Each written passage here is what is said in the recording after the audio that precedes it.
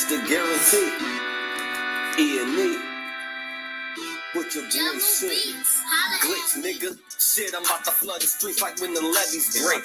Criminal minds, my Garcia can navigate. Flowing while I'm blowing this gas. Nigga, no grace. Niggas not seeing me ever. I mean, no dates. Fuck around and end up gone. You getting misplaced. E&E, the shit that I claim. You dealing with grace. Took over the game by storm like Rain's mixtape. Thankfully, I've been up in smoke like mom mixtape. Counting cheddar shit, I'm about to make a grilled cheese. Niggas be faker than bad bitches with good weeds. On my John Wick shit like Keanu Reeves. Replacements won't be enough, you need the whole team. I've been a G since I could finish my ABCs. Kept it a buck so real niggas look up to me. This butcher boy shit get crazy when it's sick of me. I'm coughing out these dope bars till they sick of me. Can't get rid of me, still can't find a remedy. Still blowing palmers, info cups of Hennessy. E&E, we own our shit independently. When I go out on a limb, I take extremities. I can see right through transparency. Heard their self-esteem low, insecurities. Now or never like, glitch the guarantee. What's the recipe? King L's Reflection 3. All these chapters in my life, you can turn the page. Books can't tell you my story, gotta live a day. Glitch got my back, yeah, you can copy that. Man, we control the seat, you can copy that. Leave your whole state red like Republicans. Put fire on the track, now it's bubbling. Put your boys E&E, you in trouble, kid. Add first 100 mil, you can double. Let's go. All the hustlers getting money, let it show. Automatic nigga, how we get the dough. If it ain't paper, then we probably gotta go. Put your boy shit, nigga, let's go. All the hustlers getting money, let it show. It's automatic nigga, how we get the dough. If it ain't paper, then we probably gotta go. Put your boy shit, nigga, let's go. Blow sick, corona, jealous in the motherfucker. Can't even take a step, that's how far I trust you. This black boy turned to shining king under pressure. West side fat jacks, I took more to measure. Shake the extras, that's business starter fees. Street blues, what I talk, royal blood flowing free. Power on my mind, knows the gang is kind. Read between the lines, it was in my eye. If they ain't got real lines, it ain't hard to spot a counterfeit. Undefeated, ultra real, Fern Gully Mountain shit. Couple hot shots, turn on the frozen margaritas. Even better when it's served with some flawless features. Next year they gotta pay for these flawless features. Flawless victories from the flaws that they teach us. Now my flow imitate how I board the plane outside. The little J gon' take over with my time side. Yeah, I get right to it. My nigga, we begging pardon. We putting niggas back in boxes. Yeah, they need harder. My flow be retarded. Sick, I need hella help. My groove came back. This must be how Stella felt. We just started kicking it like a yellow belt. We all made it to the pro. This is how LaMelo felt. You better yell out help. Here comes the double team. You catch me in the spot, then you know that the boy is clean. The Louis V look mean with the magazine. So if you try it, you get shot. No vaccine. If you was asleep before I came, then I'm the caffeine. I pulled the jokers out the deck. Yeah, there ain't no laughing. In CEO fashion, we sticking to the business. Wouldn't even let a vegan knock me off my chicken. Something about the BBS when the sun is hitting. Should be flashing like the lights when you getting Let's go. All the hustlers getting money, let it show. It's automatic, nigga, how we get the dough. If it ain't paper, then we probably gotta go. Put your boy shit, nigga, let's go. All the hustlers getting money, let it show. It's automatic, nigga, how we get the dough. If it ain't paper, then we probably gotta go. Put your boy shit, nigga, let's go. Yeah. What up? It's the man about town, Virgil, aka Stacks with the Facts. And y'all know y'all tuned in to another episode of Real Talk Podcast. You know what I'm talking about, man? Sunday night spiritual roots. You already know what it is, man. What's good with everybody? Smash that like button. Click on the bell. Subscribe to the page. You hear me? Share on your social engineering and all of that. What's good with everybody, man? How y'all doing this evening? It's a beautiful evening, if I do say so myself. Winter just came out the blue, huh? It was just 80 degrees a couple days ago. Now winter just here. I'm sitting here telling y'all they messing with the weather, man. They definitely messing with the weather, y'all. Don't make no mistake about that. You hear me? Meet and greet each other as y'all come in. You hear me? Smash that like button and all of that, man. You did. How y'all doing today, man? It's a beautiful Sunday evening. Even though it's getting chilly outside, it still is a beautiful day. And yeah, we get into it. How y'all like last night's show? You know what I'm saying? Rest in the essence to our brother Takeoff once again, man. You heard me? It's just it's sad, man. It really is. The amount of these young brothers in this rap game that just keep not just dying but being murdered. It ain't enough they dying, they being murdered. Brutally, publicly murdered at that. That's what make it worse. They ain't brutally, publicly murdered. You know what I'm saying? That's crazy, man. Absolutely insane. But how y'all doing today, man? You already know, man. Spiritual Roots Sunday, man. We about to get straight to it. You know what I'm saying? This is a discussion that needs to be had. It needs to be put to the forefront. It needs to be discussed a lot on numerous platforms. You know what I'm saying? Everybody should be addressing it and doing your due diligence to find out about it and inform yourself on what it actually is. And we're talking about this weak-ass, fake anti-Semitism stuff, man. And we got to get to the spiritual roots. It's only right that we get to the spiritual roots, man. You hear me? We definitely got to get to the spiritual roots of it because that's where everything stems from. So we got to get to it, man. You know what I mean? Everybody tap in, walk with us, man. We're going to wait for some people to get up in here before we get started. You know what I'm talking about? Oh, man, tell me when water is super ice cold, man, it's the best thing to drink, man. Hell yeah, man. I'm sitting over here, you know what I'm saying, chilling. You know what I mean? What's up with everybody, man? They must be a little slow getting the notifications out or something, man. Hit that like button. Click on the bell. Subscribe on the page, man. Tap in and walk with us. You know we about to get to it. You know what I'm saying? Spiritual Roots Sundays. We definitely here. And we're gonna break this thing down, man. You know what I'm saying? Because a lot of people got it confused. You know what I'm saying? A lot of people got it twisted. And we got to get to the bottom of it, man. You know what I'm saying? And there's everything else in this reality. We got to get to the spiritual roots, man. It's an absolute must that we get to the spiritual roots of it because, you know, there's other aspects to this reality, man. And when we're talking about things that's going on now, we really got to start talking about the spiritual roots of things because that's from where everything comes from. Whether you believe it or not, accept it or not, that's kind of irrelevant. You know what I mean?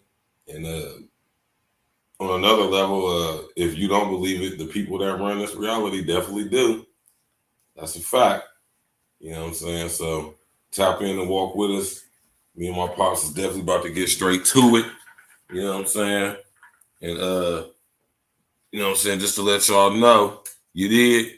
We got Pops in the building tonight. All right. We got Pops in the building tonight, man. You know what I'm talking about? It's only right that we get straight to it. You hear me? Make sure everything good. You know what I'm saying? We got Pops in the building tonight. My man number one, Fly God in the building. What's good with your brother? You hear me? We got Pop Squally in the building tonight. So we know we're going to get to it, man. We about to chop up heavy game. We about to cook it up real good. You know what I'm saying? You want me to move this over there? Yeah, so we about to get it in. Everybody tap in. Get your notebooks ready. You know what I'm saying? Get you a pen or two. Get your notebook ready. You know what I'm saying? Because we about to get into it.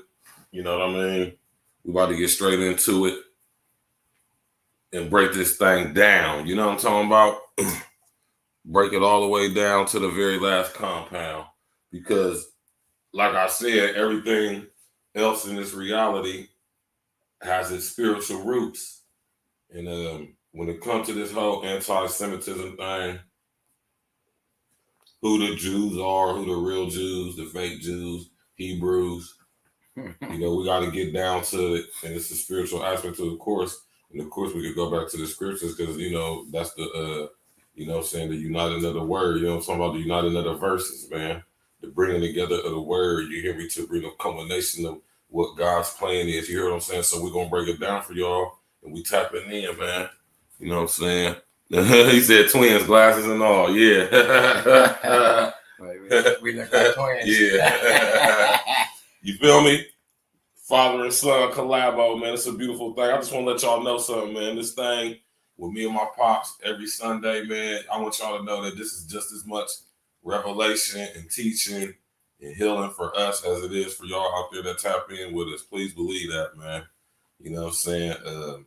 One thing that me and my pops is advocating for is breaking them generational curses and cutting the heads off of them generational demons. You hear what I'm talking about, Mike? You got to have the testicular fortitude to do that.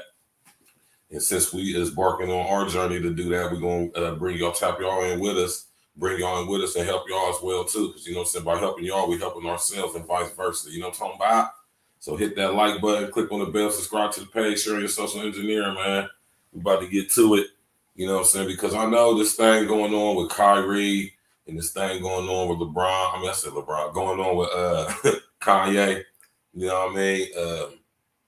I want y'all to have the intellectual fortitude to be able to, because this stuff about to get serious, man. They're about to turn it up. They ain't letting up.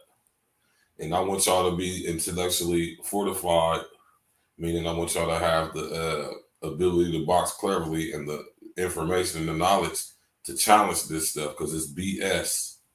Straight BS, man. I mean, it can be broken down so easily and so plain. You know what I'm saying? I can't believe, well, I can, but the fact that they get this off with no pushback is crazy. It's just a proof or further proof of the indoctrination and how actually ingrained it actually is. Because people are really afraid to talk about these people. They're afraid to critique these people. You know what I'm saying? And I done sat up here and told y'all about the IHRA's super inflated, blown way out of proportion definition of what anti-Semitism is. I done sit up here and told y'all about what it means to be Semitic. Right? It's not a race, it's not a culture, it's not a DNA. It's merely language groups. Right? Semitic refers to a certain language you speak if you're from the Eastern, Middle Eastern, Northern African, Southeastern Asia, Southeastern European area. Right? That's where all the Semitic languages are spoken at. And the overwhelmingly mass majority of the Semitic language groups is Arabic. Like I said, 300 plus million people speak Arabic. And that's just in that region of the world. I'm not even talking about all over the world. I'm talking about just in the region. Right. All right. So if we're going to talk about anti-Semitic, we have to be referring to Arabs. Oddly enough, consequently, who has been targeted and painted the face of terrorism for the past 40, 50 something years. So do y'all see the mind game that's going on with this term? Anti-Semitic, we've been told, means disrespect, disparage, and discrimination towards Jewish people simply for being Jewish. Right? Now it's super inflated and blown out of proportion by the IHRA, which is subsidized and funded by B'nai B'rith, the ADL, Anti-Defamation League, the same organization that's coming after Kyrie and Kanye as well. Right? Y'all know nothing about B'nai B'rith, do y'all? Y'all know what B'nai B'rith means? It means sons of the covenant. Now, what covenant are they the sons of? That's the question. That's the question. So, you know what I'm saying, man? We're going to get into it. You know what I mean? We ain't going to waste no more time because this thing is a lot to unpack. You hear me? It's a lot to unpack. So make sure you got your pens ready and your notebooks ready, man. Take some notes. Because we going in. And we camming up. You feel me? Gotta cam up on them. You know what I'm talking about? See your face. So you can put a face to them words that y'all be speaking on here. This here YouTube. And I'm gonna turn it over to my pops. Yeah, hell, hello out there, everybody in YouTube land. My family. It's good to see you once again. Hope you had a good week. I hope your blessings was the way it's supposed to be. Hope you had a nice time enjoying this weather that we're about ready to get right now on us. You know, winter is here, that's for sure, like my son said. Get out them scarves and them coats and them hats and gloves and boots and get ready to deal with old man winter, because he's definitely upon us. You know, I think we're going to be in for a good cold winter this year too. Considering how it was last year, this is just going to really be something this year. I'm sitting here with my son. We both live, you know. We decided that, you know, he came out and got me, you know, and said, Dad, we're going to do this together this time. You know, just the beginning of many more times we're going to do this. So, like he was telling me what his subject was going to be about, you know, and we're going to tap into and get into a little bit more about what the Jewish nation is about and the Jewish people. The spiritual aspect of it is, like I said, we always come from the garden. Going back to the garden, because that's where everything started at, you know. And some of my footnotes, you know, like my topic was, you know, the spiritual roots, you know, of how God began to start making and creating his own race of people. And we're going to tap into this a little bit and try to get you a little more info on what it's about, you know, and hopefully it can give you some insight on to what is really happening, because everybody that's in Israel is not a Jew, you know, and every Hebrew is a Jew, but not every Jew is a Hebrew. That's right. That's a good way to put that too, son. Because when you look back how God began to start multiplying men in the earth, you know, he had to create his own nation and race of people, you know. Because you go back in the beginning, you know, when the Tower of Babel started, you know, it said everybody was of one language and it was one people, which means that there was no specific nationality of races at that time, you know. I mean, man was just man, okay? Just mankind. That's how God always referred to it, as mankind. And he decided after the flood that when he wiped out the earth, started mankind all over again, he chose Noah. Now, Noah wasn't, I don't know what nationality of race or person he was. It doesn't really say. But God told him that he was going to bless him, you know, and that he was going to refill the earth again with him and his wife and his, you know, 3 sons and their wives, you know. So that's how the beginning of the whole new of creation began, you know, was with Noah, you know. And through that, you know, it began to start multiplying in the earth, you know, man moving around, you know, covering the face of the earth. And God began then to start his work in creating his own race, you know. And he went through a whole lot of men in the earth, you know, until he got the specific type of race of people that he wanted, you know. Now, how he come up with the Jewish name for the call as far as their nationality is where they were living at, okay? So you have to understand the difference between race and nationality and origin, okay? Talk to him. I think I touched on that once before, that the origin of man is man. Right. You know, that's his origin, you know. His nationality is the locality and the location, the place where he was born at, because, you know, man multiplied and they spread it all over the earth. Right. They begin to give names to different localities of places where they were born at and where they began to start multiplying in the earth. And over there in Africa, you know, that's where it all started, you know. When you say the Middle East, you're really speaking about the whole continent of Africa. You know, Africa is about the biggest country there is on the planet, you know, more than our other little local countries that we have, you know, which extended from out of Africa, you know, as men began to start spreading over the earth and in the earth, you know. And God began to start working on his plan of redeeming man back to himself, like I said once before, and also to choose and to create his own race of people, you know. And race is just simply the people of that particular nationality of origin or wherever that they at, you know. How we begin to get our names, you know, as far as our race, is just like I'm a chef. So you can always create and mix different types of dishes, you know, and sauces. Same way you make a sauce, you know, you add this, you add that, you add this, you add that, and you put a name on it, and that's what the sauce is, okay? Depending on what it is that you're mixing your sauces with, you know, what the ingredients are, you know, whether you're using eggs, egg yolk, whether you're using mayonnaise, whether you're using vinegar, whether you're using oil, you know. And this is what God was basically doing when he was creating man, you know, and also creating his own race of people, because he was going through the different origin of men, you know, until he got the type of race that he wanted, you know. Being over there in the Middle East where he was at, you know, Jerusalem, you know, like I said, all that covers a lot of part of the Middle East, you know, there's very different sections of the Middle East, you know. See, but God always referred to him coming from out of the garden, you know. Now, they never really said the location of where the Garden of Eden was at, you know, in locality, you know. We don't know if it was east, west, north, or south, you know.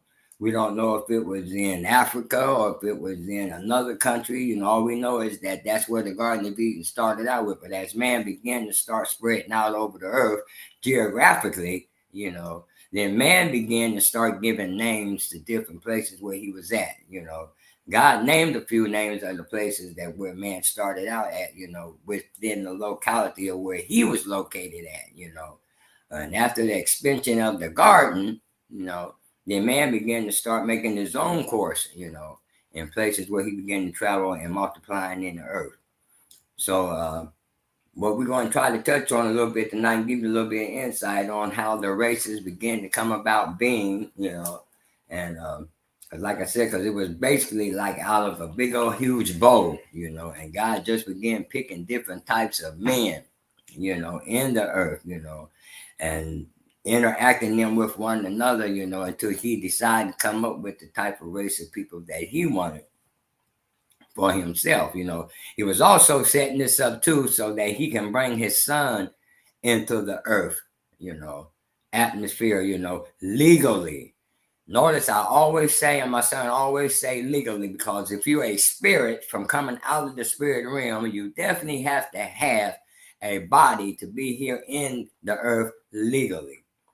Just like he told Satan back in the garden, he says, I will put a seed between thy seed and thy woman's seed, you know, and thy seed will bruise thy seed's heel, but thy seed will crush thy seed's head, you know. So even way back then, he was making up a plan to bring his son into the earth in flesh, you know, as being the spirit, as being the word of God, you know. So and basically God himself was preparing him a body to be able to come into this earth atmosphere legally. He came in as the word because everything that was made and that is made was spoken by the word. Okay. You know, I was wondering why that God said that he just didn't come as God, you know, but he said he would send his son, you know. And when I began to start getting a little more in-depth revelation on that, I began to start understanding what his plan was and how he was going about to do this, you know. And that was that he himself was preparing a body, a fleshly, physical body for him to come into the earth. But in order to be everything to get done the way that it's supposed to get done, you know what I'm saying? Same way that he spoke everything into existence. So he couldn't just send himself as just being a spirit, you know, which his name is God. That's what we refer to him as. That's what he let us know that's who he was, and he's God, but he was a spirit first. He's always been a spirit, you know. Even before he was a God, he was a spirit. Because it said that the spirit moved upon the face of the deep, you know. It didn't say that God moved upon the face of the deep. It said that the spirit moved upon the face of the deep, you know. So this is what he was doing. He was working on to get himself back into the earth atmosphere to straighten out everything that he knew that was going to go astray anyway. But he always had his son in mind, you know. And the reason why that Jesus Christ is considered not only as the Son of God, but the Son of Man is because that he's the first of his kind, period. You know, he's the first of his kind as being a spirit, and he's the first of his kind of being in flesh. Okay. That's why he was the Son of God and the Son of Man. But God knew what he was doing way back when. And in order for him to get things going in the earth like he wanted to, he had to come as his word. Okay? The spoken word. Do you understand that, man? And you understand what this means? You know what I'm saying? That's very powerful paradigm. Go ahead, Bob. Yeah, see, but he was the spoken word. Mm. Now, back when he created everything, he was the spirit. But when he came down here in flesh, then he became the spoken word, you know. So therefore, when Jesus came into the earth finally, and every word that came out of his mouth, it was just like it was in the beginning back in Genesis 1:1 when he said, in the beginning, God created the heavens and the earth. And when he began to start naming off things to be, let there be light, let there be this, let there be that. That was the spoken word. That was the same one that came down here in flesh, Jesus Christ. Okay? Yeshua HaMashiach. See? That's why that everything that he said when he did what he did, it happened. Because it was the spoken word, still doing the same thing that was doing back in the beginning when he created everything. You know, people, this is mind-boggling. You know, when you really can grab it like that spiritually, you know, it'll really mess you up when you see how that God put himself in the form of flesh, came down here in earth atmosphere legally, like I said, and then began to start cleaning up the things that what he allowed to happen anyway from the very beginning. That's why when Jesus spoke to the demons, that's why they had to listen to him and obey him, because this is the spoken word of God through the flesh of Jesus Christ. That's why he could do everything that he did after he got baptized with the Holy Ghost. This is one thing that really threw me off, and I'm still in awe with it at times, is that how God can bring himself in the earth atmosphere in the flesh and the form of man, and yet limit his powers to where that there was a certain time where he would be able to use his powers, okay? I mean, he didn't cheat at doing anything what he was doing as he was beginning to unfold his divine plan for mankind and his creation, to bring them back full circle to where it was at before everything went astray. That's why Jesus did not receive his power until he was well in his 30s. Like I said before in the past, you know, when he was first born into the earth, you know, the devil was trying to get to him then as a baby.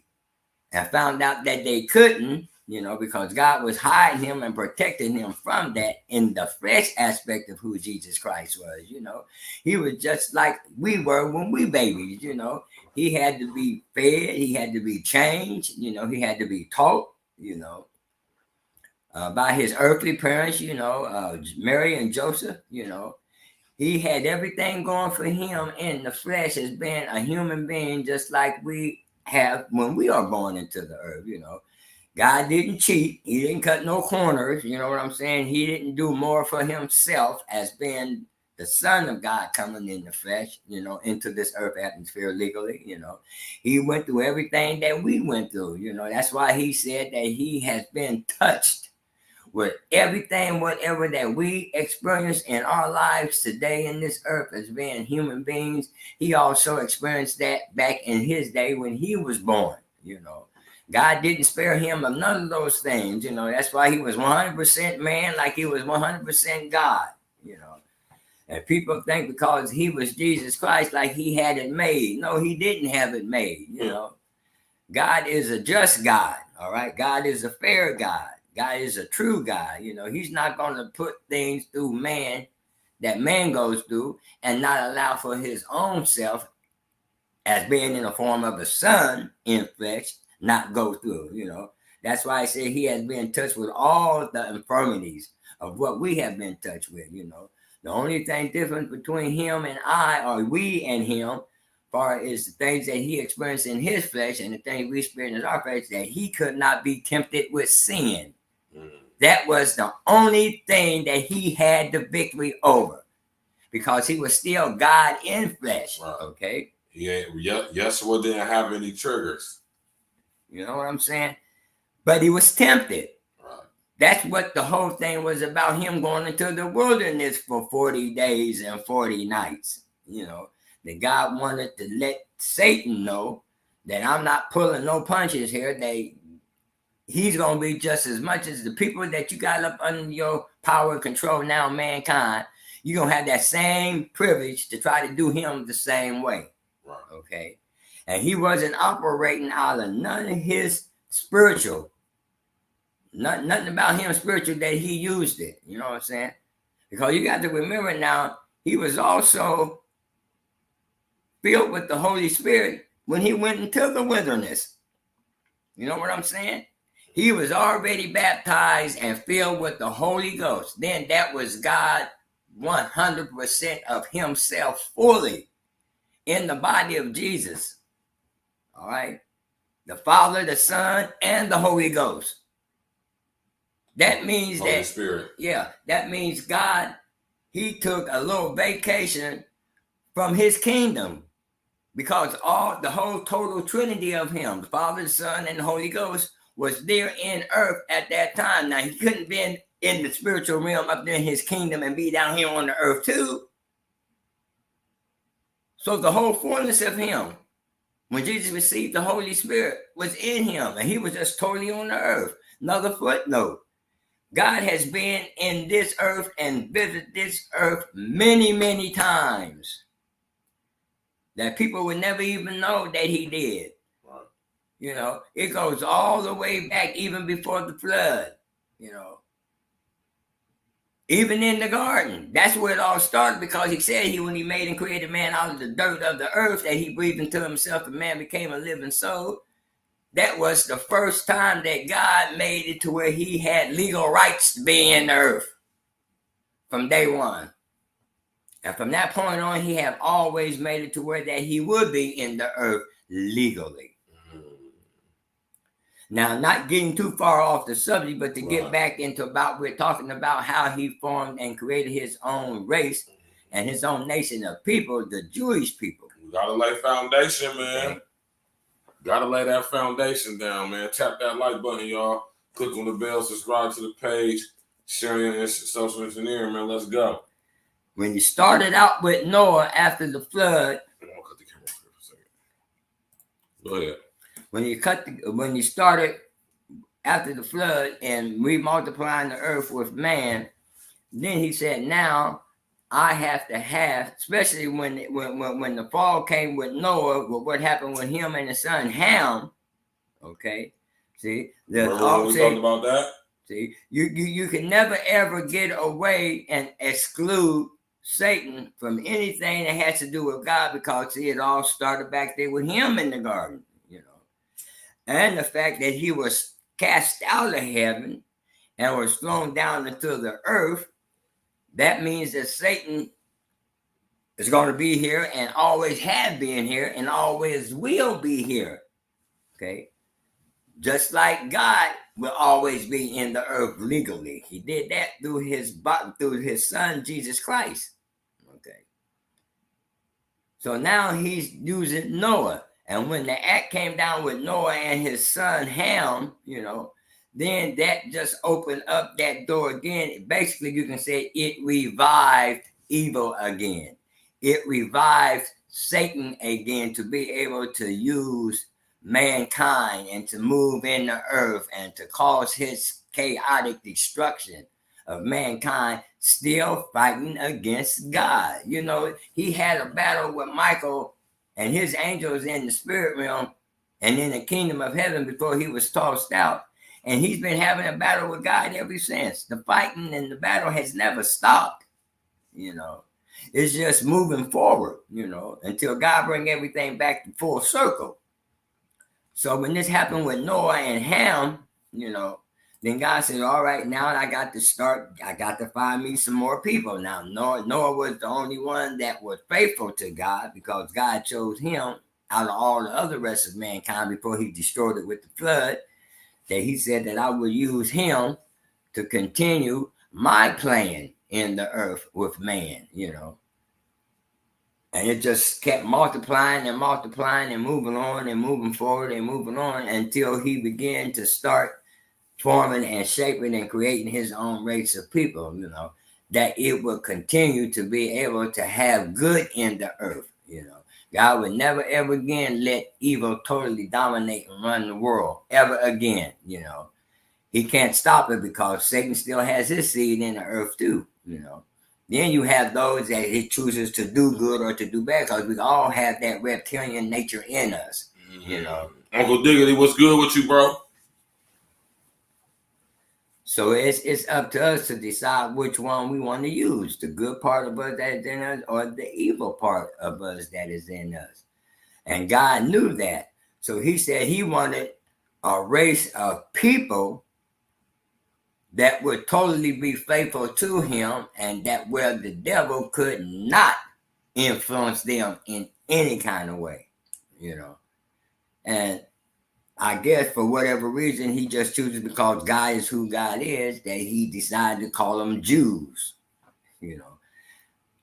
That's a specific name that he gave his own race of people, that it separated them from all other nationality and origins of people. Because there's only two types of mankind in the world, and that's either you're a Jew or either you're a Gentile.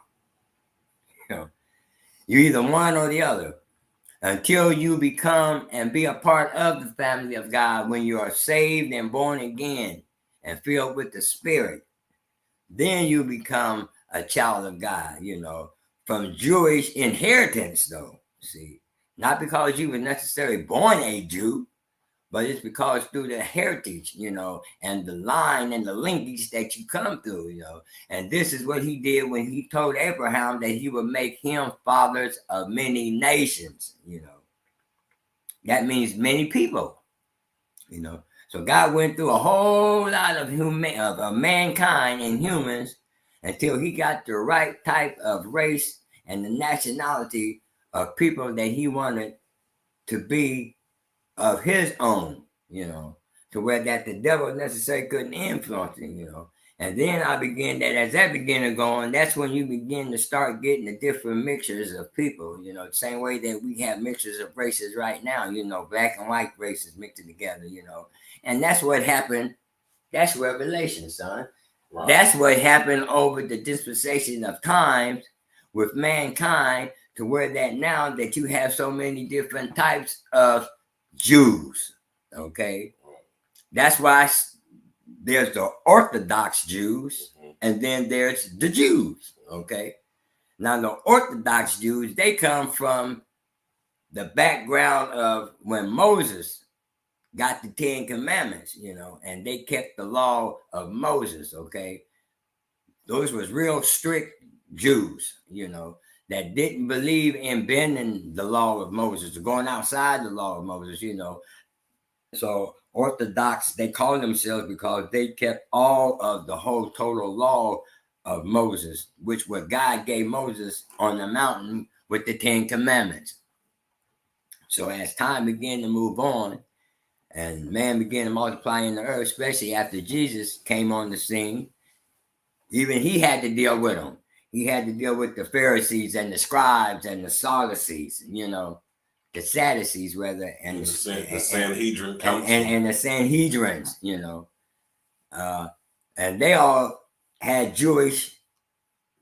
I would say they had Jewish blood in them, because of the way that Abraham became the father of many nations, that each different nationality of people in the earth were rather Gentiles. Let me say that way, Gentiles, because if you're a Gentile, the only way you can become any Jewish distinction is that you have to be bought into it by being saved and born again. So there was a lot of mixtures going on, because when you get into the Old Testament about the different women, were having, relationships with other different races of men and different things, and it mixes that, you know. And so God always had something in there to be able to carry on to the next step until he got the type of people that he really wanted, where he would call them actually the Jewish people, you know, because there was other different mixes of races of people at that time, you know. Because you also have to remember too, Satan, his people was multiplying in earth too, you know, the seed of Satan, you know. They were multiplying in the earth too, you know. That's why when you even go back when it says the sons of God, you know, that was messing with the daughters, you know, of men that was in the earth, you know, that still kind of was going on even back then, you know, that the races was keep intermingling with each other, you know, and God siphoning out to where he get him what you call blue blood or pure blood race, you know. That's what Hitler was trying to do. Did that sound familiar to anybody? That's what Hitler was trying to do. He was trying to get a pure race, you know, because Hitler was actually a seed of Satan too, you know. I mean, he went after the Jews, you know. He could never get Christ back in Christ's day. So as later on, as the earth began to multiply with man, he got up to the day that where we were at when that happened. When Hitler came on the scene, the devil said, all right, I'll do like Nero did and what Herod did. Trying to get Christ, you know, he'll just take out as many of them as he can, and he's sure that he might get the right one. And that's what Hitler was doing, you know. He was exterminating Jews left and right, you know, and all of them that was Jews wasn't Jews, you know. They might have had some little Jew blood in them, you know, from other races, you know. It's just like you mixing a cocktail, you know, you add so many different things to it in order for it to be what it wanted to be, you know, and that's what the devil really was doing when he had the Jewish people, he thought, the Orthodox Jews, because that's who he started from with them. Then he began to start annihilating them, thinking he was getting rid of all of them. And God said, you will never be able to get rid of my people that I already by this time done created and formed and called them my people. You know, they didn't even have what you call, they weren't even a nation. The former pretty boy, what it do, man? Listen, let me ask you something. All right, yeah, man. And just to speak on, you know, some of my apostles talking about with these Sanhedrin Council, Pharisees, Sadducees, those who claim to be Jews but are really the synagogue of Satan. When we talk about the term Jewish, now, if I remember, my pops earlier just said that the name Jew descends from the word Judea, which is what the land was known of before it became. Let's see what it was known as the land, actual land, the locality, the location, right, is Judea, and that's the reason why they were called Jews, right? Basically, it was a title of recognizing their nationality, right? But as far as who they are, see, that's what they are. As far as who they are, now that's a whole different situation right there. And I keep telling you all the time to know the difference between who you are and what you are. And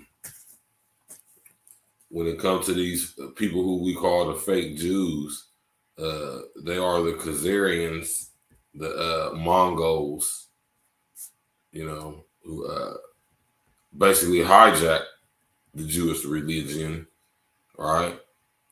So they could keep the world from knowing who they actually are, and then go on this campaign to discredit anybody by way of the Holocaust. If they try to question anything about what this small percentage of people will be doing in the future, much like what's going on now. It was only so long you was going to be able to do some very devious, diabolical, criminal, murderous, evil, satanic shit before we all caught on to it. Right? So when you think about these guys, man, you know, I think we're talking about guys who descend from LSD himself. Right? We're talking about guys who claim to be Jews, like I said, are really of the synagogue of Satan. Most of these people are crypto Jews. Like I said, they're not even Hebrew, right? And to a further extent, they even considering their descent from the Mongols and the Huns and the Genghis Khans and all of them. This is where why do you think in Asian culture specifically, especially in China, right? China, Japan, Korea, why do y'all think the image of the dragon is so venerated?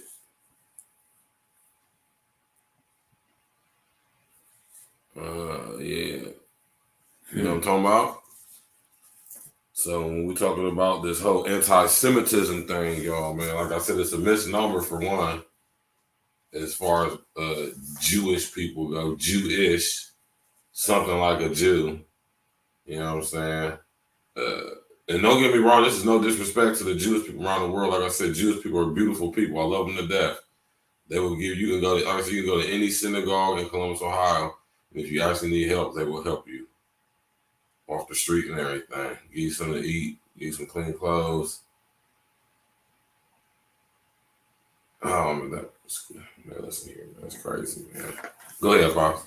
And son, you know too, to give a little more light on the Pharisees and the scribes and the Sanhedrins, is that the Pharisees, they were members of a party, okay? They were members of a party that believed in the resurrection. So they did believe in the resurrection, okay? And they was well known being legal experts, you know.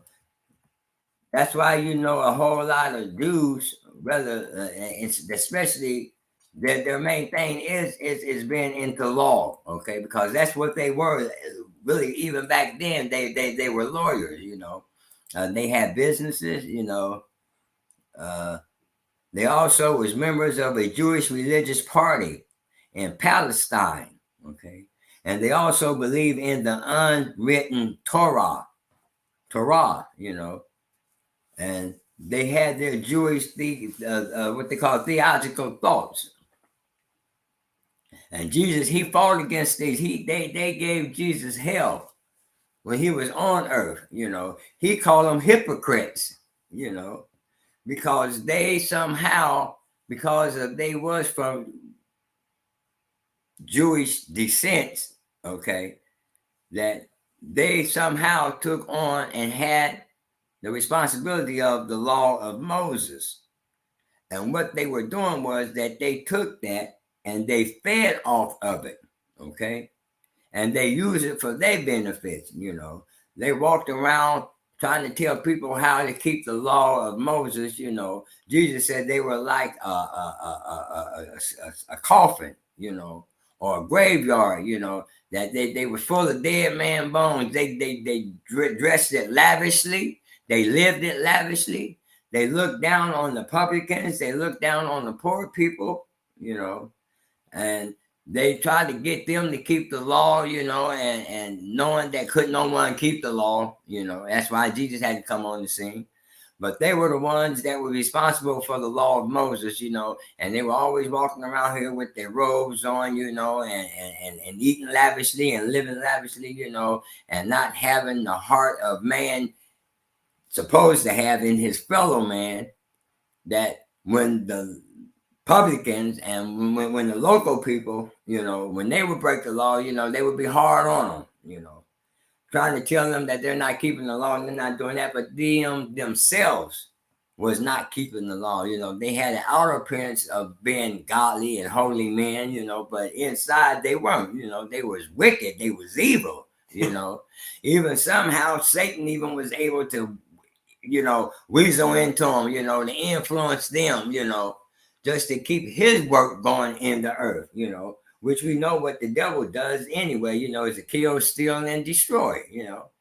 So these were the people that he was able, Jewish people from Jewish descent, from some kind of way, however that they got to be part Jewish in them, you know. And it was between the Pharisees, the scribes, and the Sanhedrins, okay? Because like I said, you know, they was members of a party that they did believe in the resurrection, you know. They didn't believe in the resurrection, that when Jesus came on the scene, when he told them that I am the life and the resurrection, you know. And it was funny how that they had the law of Moses, and the law of Moses always spoke about the coming of Christ. Always. That's why he said that when he came to his own received him not. See, when he came into this earth atmosphere, the world didn't know him. You know, the rest of mankind didn't know him, which was considered and called Gentiles. Okay. But the Jewish people supposed to have known him because they've been reading about him all their life from the law of Moses and through the Old Testament days, okay? That they were saying the Messiah is coming, the Messiah is coming, the deliverer is coming, you know? So it wasn't like that they didn't know, you know? So, and then they knew how he was going to come. But when he finally got here, it says that he came into the world and the world knew it not, and the world knew him not. But when he came into his own received him not. So when you don't receive something, then that means that you know that it was coming, that when it finally get here, you just saying, no, you ain't the one. And it was the Pharisees and the scribes and the Sanhedrins that was fighting against Jesus.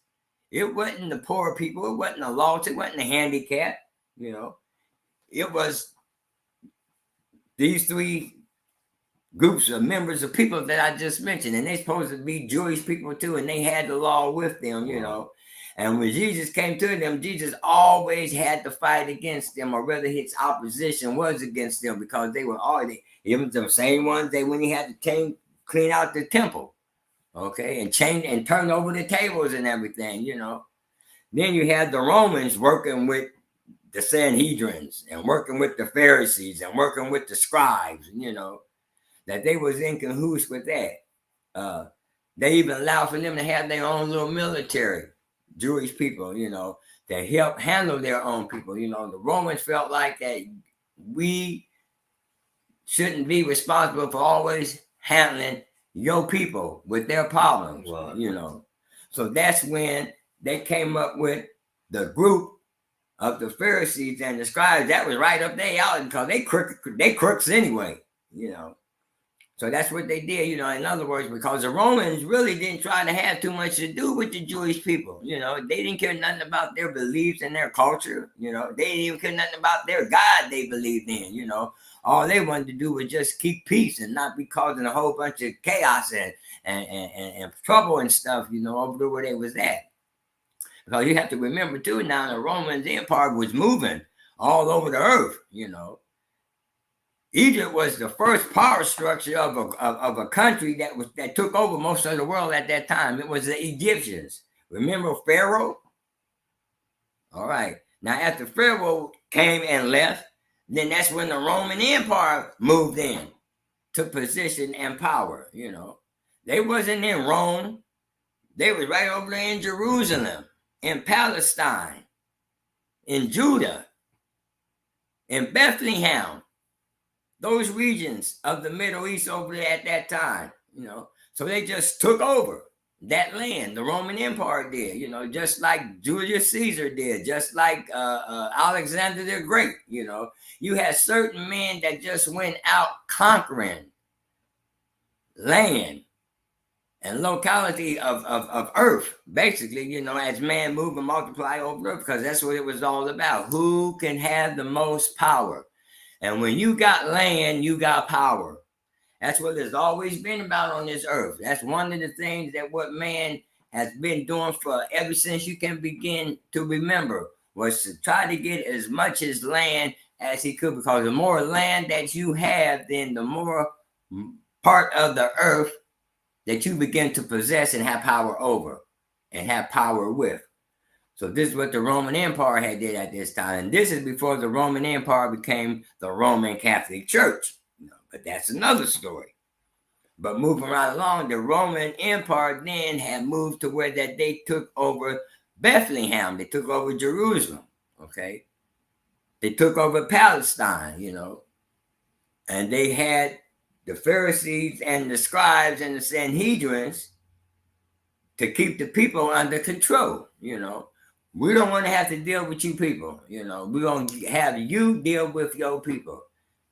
That's why there was always, you see, the Pharisees and the scribes always in there reacting with the Romans, okay, and those Caesar and the rest of them that was in control at that time when Rome was taking over the earth, that they allowed for them to just do what they wanted to do, and instead of them have to deal with the people or the Jewish people, then they would have their own people deal with the Jewish people. You know, we don't want to have to deal with these matters if we don't have to.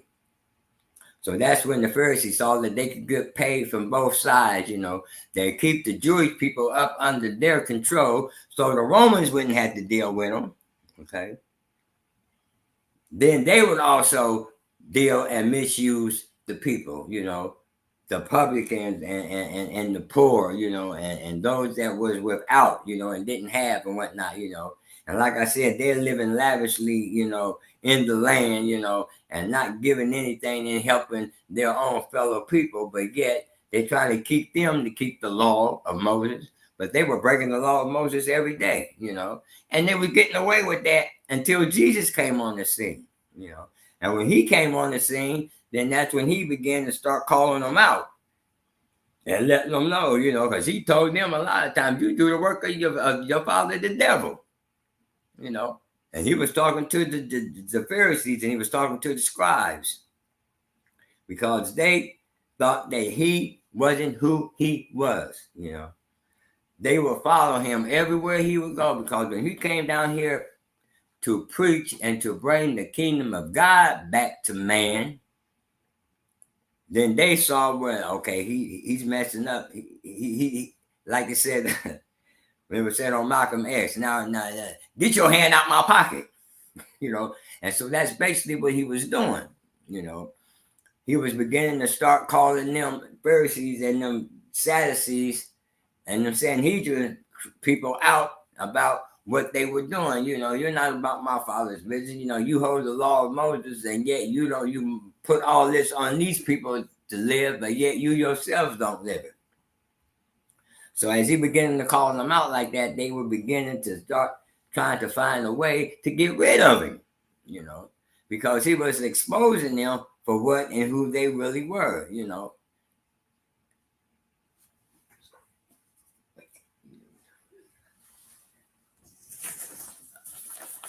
So we're hoping that this shed a little more light on you, you know, about the Pharisees and to where that they're at today, is that they living and they're using up under the cloak, you know, of saying that they're Jews, you know, but yet they're not doing what they really supposed to be doing. Now, my son put up on the screen where you can see various different things to where that I was telling you earlier how Jesus had to deal with them, you know.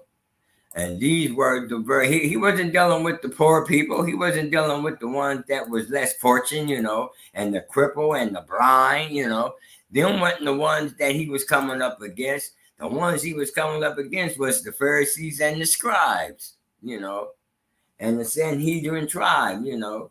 They were the ones that was giving him all kind of oppositions and giving him problems and stuff, because he wasn't recognizing, he knew that they weren't all who they said they were supposed to be, you know. And he was trying to tell them, you know, I know who you are, you know, I know what you're up to. You're not about or of my father's kingdom. Lance Parker in the building was good. You know, you're here for your own self. You know, you want to put all these hard times on the poor people and on the little man, but you don't want to take on these things yourself, you know. Right. You're giving them the impression that you're doing all right and you're living all lavishly and you're holding the law of Moses, and yet really on the inside, you know, you're like a graveyard full of dead man's bones, you know. And that followed that all the way up until the day, like my son was saying, you know, that still goes on today, you know. You still have the Pharisees and the Sanhedrins and the scribes in the earth today, you know, hiding up under the cloak of being Jewish, you know, because they think that gives them an edge on being able to move in the earth and to obtain and get the things that they get, you know, not knowing that all along that they're still working undercover for Satan, you know. Oh, they know who they're working for sure. Now, this image y'all see on the screen this is a depiction, right, of Yeshua running through the temples and throwing them out. You hear him knocking over tables, turning over tables, and this is why what happened to Yeshua happened to him. Because when even to this day, when you start coming for these people, when you start exposing these people for who they are, should I say what they are, they come at you with the full force of their so-called power within this reality, right?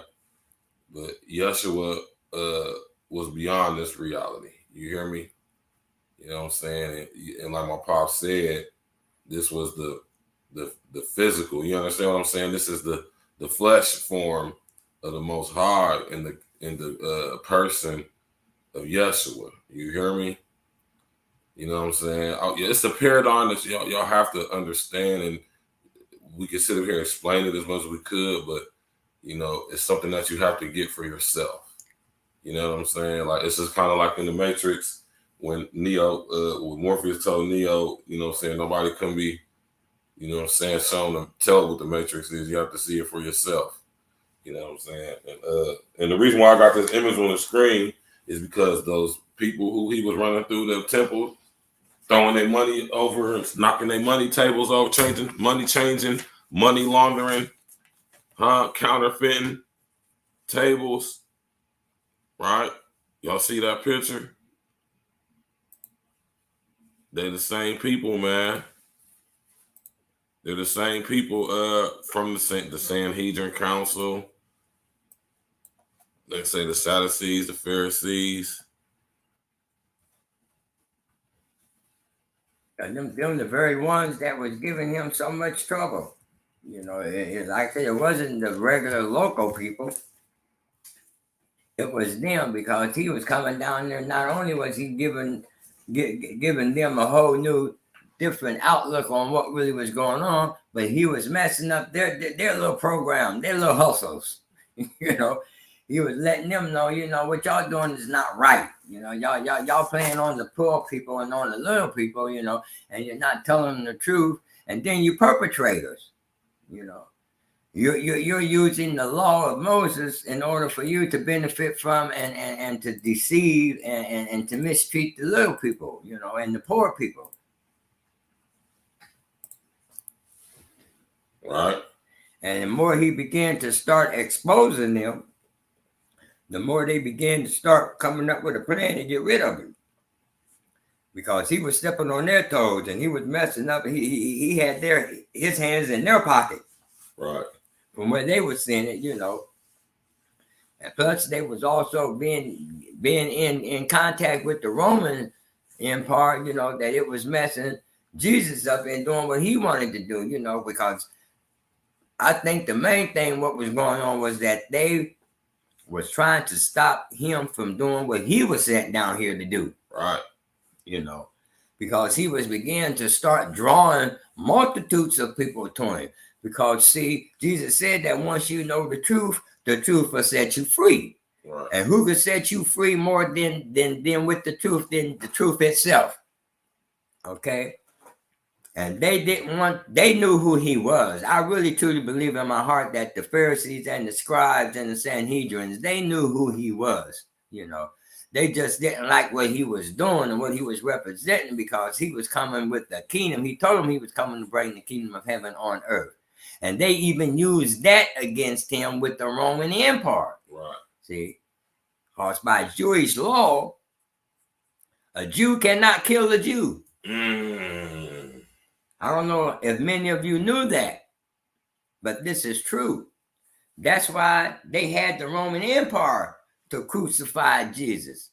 But it was only because of the plot and the plan and the scandalous things that they was doing and lying on Jesus about, to where that it had it to where the Romans wanted to crucify him. Because, see, the only king at that time was King Herod, you know, and there can't be no more than one king.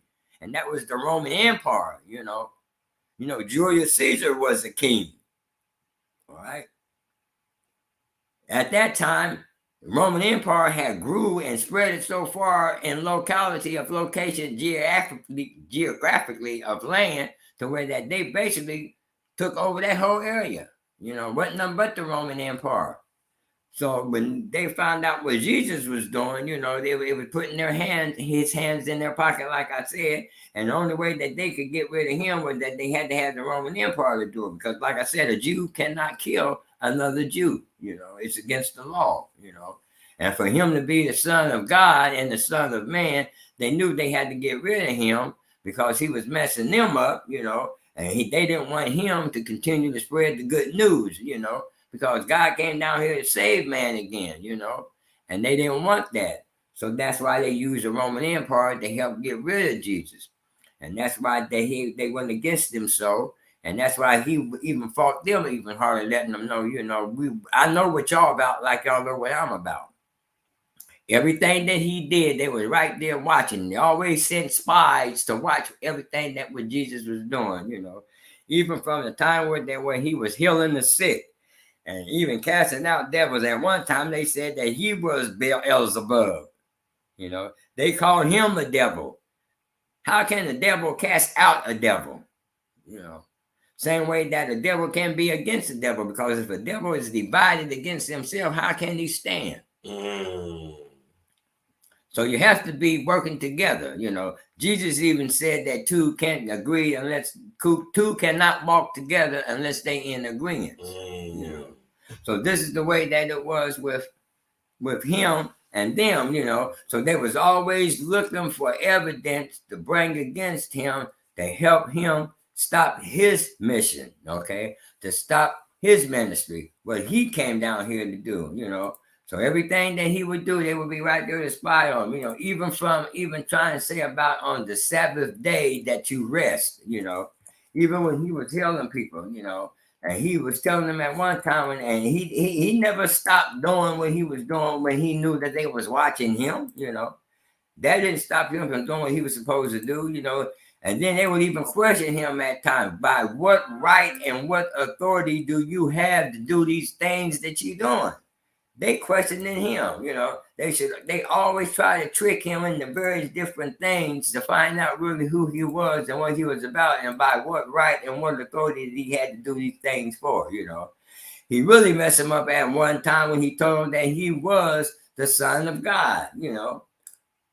And they got mad at him to so where that they tear their clothes in half off of them. That's how pissed off he had got them sometimes, that they couldn't stand his answers when they would be trying to question him, Like they asked him, by what authority and what right do you have to do these things, And he told them, well, let me ask you something then. By what right and what authority do you have to do the things that you're doing, And they said, well, we don't have to answer to you. He said, well, neither do I have to answer you. That pissed him off even more because he knew the heart of what the Pharisees and the scribes was all about. He knew that they weren't right. He knew that they were down there working against him anyway, trying to hinder God's plan and God's work in the earth and redeeming man back to himself, and also his spirit of him that he put in man from the beginning in the garden when he made him. So they fought him on foot, hand and nail, all the time. Every time he turned around, they coming against him. They're fighting against him, always trying to cause problems for him and everything. They would sit up there and send spies out, like I said, to watch what he was doing, just to see so they can get evidence and build up a case against him, because they know they couldn't take him out. So they knew they had to depend and rely on the Roman Empire to take him out. And they was being deceived and deception even with the Roman Empire, because they was telling him he called himself a king, Well, where he was from, he was a king, but he wasn't the king of this earth, But they took that and they used it against him, because Rome said there's only one Roman Empire and there's only one Roman power, and anybody else talking about that it's going to be a king in here other than the Roman Empire having kings, then they got to go, So this is what they did. This is what they was doing, And Jesus called them out, And when he exposed them for what they were, they that much more were trying to decide how they was going to get rid of Jesus and to shut his mouth up, because they know that they couldn't really in reality, because they knew that he was telling the truth, And they would cause chaos, Wherever he would go, they would follow him just to keep him from trying to do what he was supposed to do and being sent down here to do. So they always caused them problems, you know.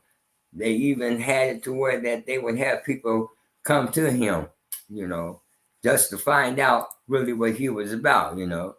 Even Nicodemus did the same thing when he was telling him, how can a man be born again? You know, when Jesus was telling him, you know, you, because believe it or not, he was a Pharisee, you know. Nicodemus was a Pharisee, you know. Paul, the Apostle Paul, that when he got converted, he was a Pharisee. Paul knew the law. But when we get into the different acts of why the publicans were suffering so much and the poor and the little people, is because of the foot that the scribes and the Pharisees had on them, you know, not helping them out like they were supposed to. And Jesus saw that when he came into the earth and began to start his ministry. He began to start seeing and dealing with how the Pharisees was, you know, and really who they were about, you know, even though they did come from Jewish background, you know what I'm saying? There still was a mixture of other races, though, you know, because like I said, every Jew is not a Jew, you know. Hebrew. See, that's why you had the Hebrews, or I think it was the Hebrews. Then you come from Palestine. Then you had the Arabs. Okay. Then if you from Bethlehem, you know, then you had other different types of nationalities in you, you know, the very different province, what I'm saying. You had Judea, you had Jerusalem, you had Palestine, and you had Bethlehem. Okay. All those was within the same region of where Jesus, you know, that's why it was saying that isn't any good thing that can come out of Bethlehem, you know, because that's where Jesus originally was born at, you know, in that locality, you know, a place in the Middle East, you know, that he was born in Jerusalem, which was in the little town of Bethlehem, okay? And they call him a Judean, you know, because he was from Hebrew background. That's why the 12 disciples, they were Jewish, okay? And all this come back through the linkage of how when God told Abraham that he would make him of many nations, you know. So it's just showing you how God was just going through the many different mixtures of mankind, you know, in the earth at that time as they was multiplying in the earth to get to the race of people that he wanted to have of his own, you know, that would be dedicated to him, that would be devoted to him and be committed to him, because he always had to have a body of people to be able to still continue to be in the earth atmosphere legally, to do God's work and God's plan for mankind in redeeming him and bringing him back to where he was before the fall began, and also to redeem his spirit back from out of man, you know. So that's why he was traveling and creating his own people, even up until our time, you know. Remember Anwar Sadat, okay, when he was president of Egypt? Yeah. You know? Remember the 6-Day War? Mm-hmm. When they were trying to stop them from being a nation, having their own recognition of their own nationality, okay? See, God said he was going to have him a people, okay? God said he was going to have him a chosen people. And even up to our day, you know, that with the 6-Day War was going on with Anwar Sadat, they were trying to keep that from happening still, even up to the day that we live in today. Right. That they were still trying to stop that. And God said not so. So they came up against Israel so hard to try to keep them from being a nation that they actually went to war. And God only allowed for that war to last 6 days. 6 days. And you can imagine the army of Egypt compared to the army of Jerusalem, okay? Because that's just where they were at then. Remember when God said that he would promise Abraham the land of Canaan? All that ties into where that we're at today, to where that how the Jews became a nation. and have their own land now, which is over there in Jerusalem. Okay. And and the rest of the world has been fighting them hand and nail ever since then. You know. And that's not even their land of origin. All right. Exactly. Now we're gonna take a brief intermission and go down a little rabbit hole, if y'all will, man. Tap that like button, man. Click on the bell, subscribe to the page. You know what I'm saying? Share your social engineering. This Spiritual Roots Sunday, y'all, man. Come on in and tap in and walk with us. And tap in and walk with us. Now, y'all see this picture on the screen. This is the infamous Rothschild family. They are the descendants of the Sanhedrin Council, of the Sadducees, the Pharisees. They are their descendants. Right? Those who claim to be Jews, but are really the synagogue of Satan. Right? Now, when you trace these Rothschild people back, their bloodline goes back a good 2,000 to 3,000 years, man. You hear me? These are the descendants of the those who came, you know what I'm saying, the sons of God who came into the daughters of men. You hear me? When Yeshua went to those temples, flipping over their tables and messing up their hoe with their hair going on, that's their ancestors. You hear me? The Rothschilds. And I know a lot of people hear about this family. They hear this name and they wonder like that. Well, their original name isn't Rothschild. Actually, their original name is Baccarat. Does that sound familiar to y'all? Y'all know the gambling game called Baccarat? Bacharach. Right. Now, Baccarat is the name of an ancient bloodline that could be traced back to Genghis Khan. See, they're not even, at the end of the day, before they're even Khazarians, they're actually descendants of the Mongols. You hear me? The Huns and Genghis Khan and people like that. Right? And they switched their name from Baccarat to Bauer. Right? And then around the time of the Revolutionary War, they switched their name from Bauer to Rothschild. And the reason why they switched their name to Rothschild is because the symbol of their family crest was a red shield. And in German, you pronounce red, Roth, and shield is Schild. So Rothschild, red shield. Right? And oddly enough, the insignia on their family coat of arms was the infamous 6-pointed star, right? And then they turned it blue when they established the state of Israel in 1948 with David Ben-Gurion. Now, that's a whole nother topic for a whole nother day, and we ain't gonna get into that. But, right, like my dad said earlier, when it comes to the state of Israel, y'all already know it's the difference between the country of Israel and the state of Israel, right? And there's a difference between an Israeli and an Israelite. You hear me? Now, we are the descendants of the Israelites.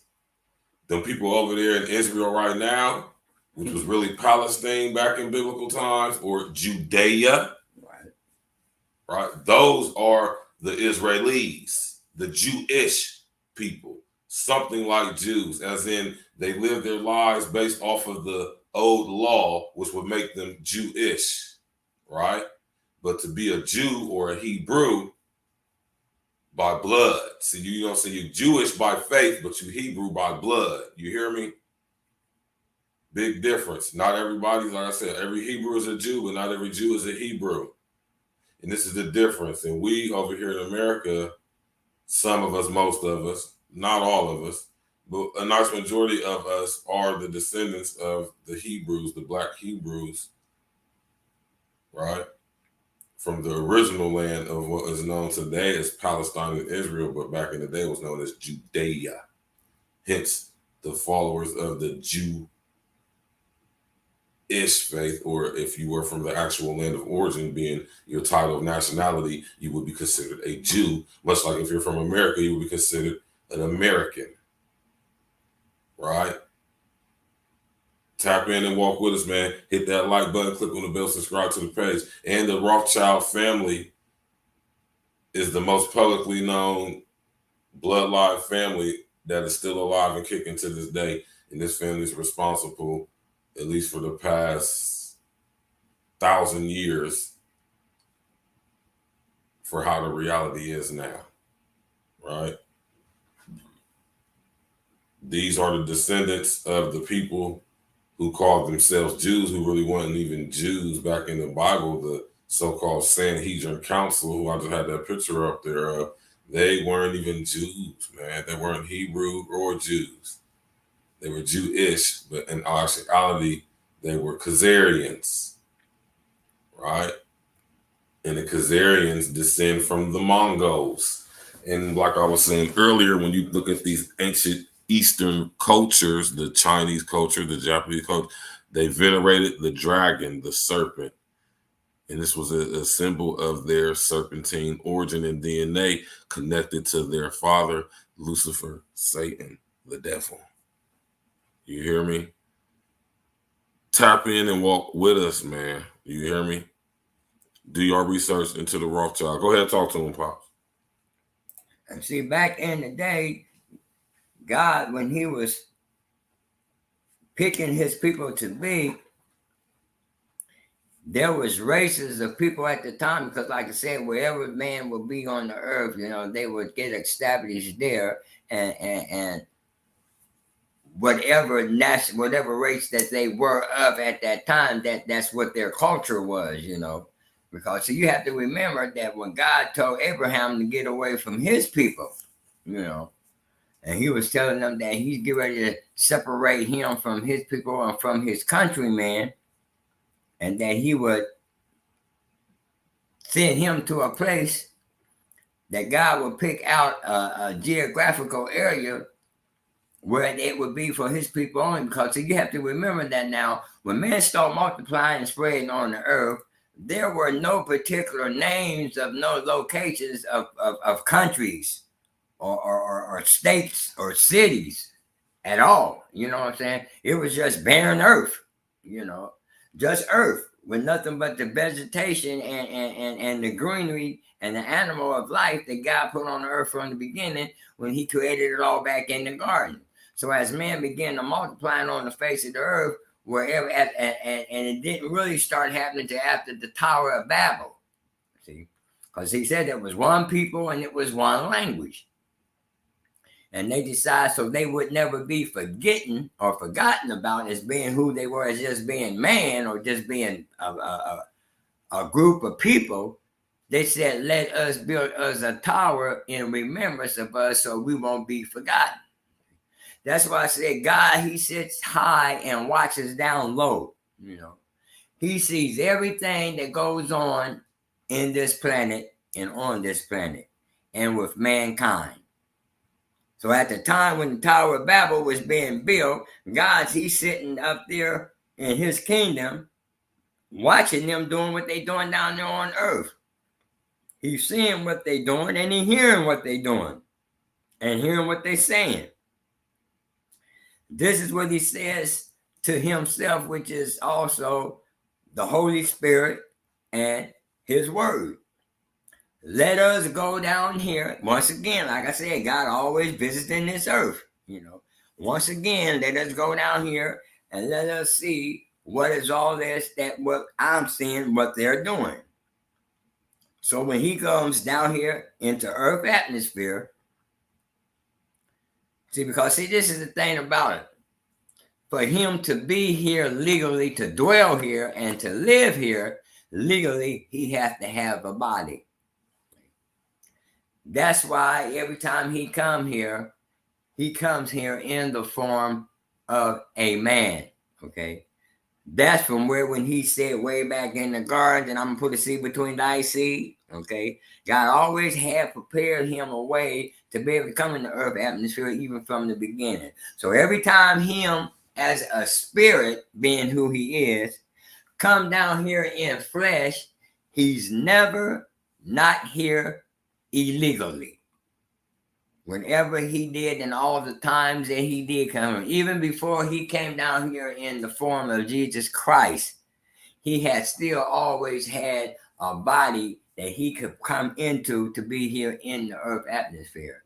And if he didn't come, even though he came as an angel, he still came in the form of a man. Well, why would you say he could do that? Well, because he created and he made man. How you going to tell him what he can't come down here into when he the one that created it from the very beginning? So every time that he have ever visited earth atmosphere, he have always had it to where that he was here legally. Okay. Now, what made him have to be legally to be down here in order to redeem man back to himself was that he had to become a man. Okay. That's a difference in coming in the form of a man, even though you're a spirit. But it's one thing to become a man, to be here legally. Okay. Because they couldn't have killed him if he didn't have flesh. When he came down here, Jesus Christ, he had to have a physical body. Or how else could they kill him? You can't kill a spirit. A spirit is everlasting. A spirit is eternally. But when he came down here in the form of a man to see what was going on with the Tower of Babel, and when he saw all these people, he seen how much mankind has multiplied in the earth. Right. See, wasn't that he wasn't aware of it from the very beginning, you know. It's something how that every time something magnificent happened in the earth with man, to where it gets God's attention so much, him up there in the spirit realm in his kingdom as a spirit, that he has to come down here in the physical realm to investigate it and see about it more. Because you better believe that every time he did that, he did something while he was down here in the earth. When he came down here in the earth in the form of flesh, okay? He knew he always had to do something within the earth atmosphere because it was in such a disturbance to where that he had to do something, you know.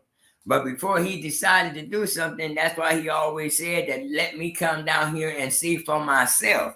Just like he did when he destroyed the Sodom and Gomorrah, you know. He saw all that up in the spirit realm where he was at. That what was happening. But in order for him to be able to do something in the form of being in flesh, he had to come down here and see for himself as a man would see it, okay? Not as God, the spirit, you know, but as God, the man in the flesh. So that's what he did. So when he came down here and saw what was going on with the Tower of Babel, he said, if we don't do something about this, and whenever God uses the terminology, we, he's always still referring to himself, but he referring to himself in the Godhead, okay? As Father, the Son, and the Holy Spirit. So he said, let us go down here and see what's going on with this. And when he got down here and when he saw what was going on even more, he said, if we don't do something, he said, they're going to accomplish that which they set out to do. And they were trying to build the tower. They were trying to reach heaven. And it doesn't really say how high or how far that they got, or they was able to get in building the Tower of Babel, you know. And it wasn't even called Tower. Only like Babel got on the last part of the name of tower. All they was really doing was just building a tower to try to reach heaven and to make themselves a name so they wouldn't be forgotten. So when God saw what they was doing, he said that if we don't do something about this, they will accomplish that which they're setting out to do. So what God says, which he still knew that was all in his divine plan anyway with mankind, that he said, let's give them different languages. Let them all speak different languages. And that's when he confused the languages. That's when people, that was another beginning of him picking out his people, his chosen people, okay? That's when we begin to start getting different races from. It all started from the Tower of Babel. you know, because it was one people and it was one language. Now look how many languages is in the earth. Look how many nationalities of people that there is in the earth, or races of people in the earth. That's where it all started at. The various different races of people that we have in the earth today, it all came from the Tower of Babel. Because when he confused their tongues and they began to start talking in other languages, that means that he didn't say how many people at that time that were speaking all one language, but it was enough of them to where that God began to start dividing and multiplying and spread men in the earth to where they had to start going to separate ways. Because if I spoke Chinese and you spoke English, you couldn't understand me, I couldn't understand you. But if it was a whole bunch of y'all speaking the same language, hello, then that's who y'all hooked up with, and that's where y'all went, you know. And that's what happened. That's how beautiful and how deep God is, that he know what he was doing anyway at that time. And that's why we have the various different races of people that we have today. It all started from the Tower of Babel. Now think about this, right? You don't want to share. Think about when I'm talking about to y'all, when I be talking about anti-Semitic and what Semitic means as reference to Semitic languages, right? Well, think about the story of the Tower of Babel when the language was confused and all the different languages. You gotta think of what area in the world this is in. This is the same area in the world where the Semitic languages are spoken to this day, right?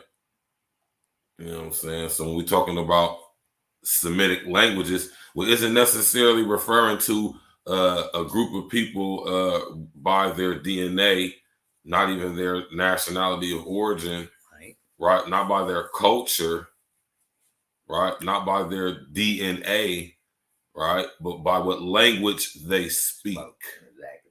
You hear me? That's what it means to be Semitic. That's what the Semitic language is. Now, Semitic and Semite, though, that's two different things, man. And then there's a difference between a Semite and a Shemite. You ain't missed too much, Mr. O, man. You know what I mean? You know, you're going to have to watch the playback. Get them up out of here, y'all, all my snipers, man. Y'all know when we dropping these bombs, you know, they gotta bring the demons through, man. You feel me? They gotta bring the sex bots in, man. On the Jude Law side from artificial intelligence, man. Hit that like button, y'all. Click on the bell, subscribe to the page, man. You know, say click on the bell, subscribe to the page, sharing your social engineering, man. Smash that like button and all of that. We going in Spiritual Root Sunday. We breaking this damn thing down. You hear what I'm saying? Now, think about that word Semitic, right? Just because you speak a Semitic language does not make you a Semite. And just because you're a Semite, that doesn't make you a Shemite. Mm-hmm. Remember, all Hebrews are Jews, but not all Jews are Hebrew. And when it comes to this whole thing about anti-Semitism, the very people who claim to be Jews are none of the such, none of the sort. You know what I mean? I already know you do, Mr. O, man. I love them too, man. It's beautiful, man. Beautiful teaching. I hope y'all doing the teaching on Sundays, man. And when we're thinking about who the actual Semites are, or Shemites, that would be us. And we're talking about the Semites. We're talking about the people that's over there in Israel today, in Palestine, or what is originally known as Judea, right? Even if you think about it in present terms, over there in Israel, y'all think the state of Israel, which basically ethnically cleansed the people who originally are from there, which are the Palestinians, right? And got them all crammed into areas along the Gaza Strip and all of that. These are the guys who were the heads of the Sanhedrin Council and all of that. That's their descendants. The ones who carried the very genetic seed and code of Lucifer, Satan, and the devil himself, man. That's what I can trace their lineage back to. And that's why they was coming at Yeshua like how they was, because they knew who he was. And they know that in order to, they couldn't destroy who he was. So they had to, but they could destroy what he was. Now think about in this reality. So this is revelation right here, man. You hear me? Y'all hear me talk about the smart grid in the metaverse. You hear me? Now think about this story. Think about this situation right here, though, man. God had to enter into this reality, into this frequency, right? Being that his original state oscillates at a frequency that surpasses that of this reality. Walk with me, y'all, man. In order to enter into this reality, he needs a conduit, a body, right? And him being the omnipotent, and omniscient, you hear me? Or omnipresent, omniscient, and omnipotent, being that he is, right?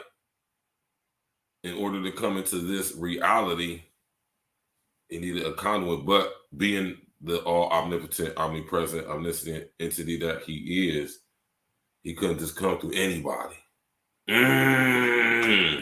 Not just anybody. Right. I'm gonna come up for this, man. He couldn't just come through anybody.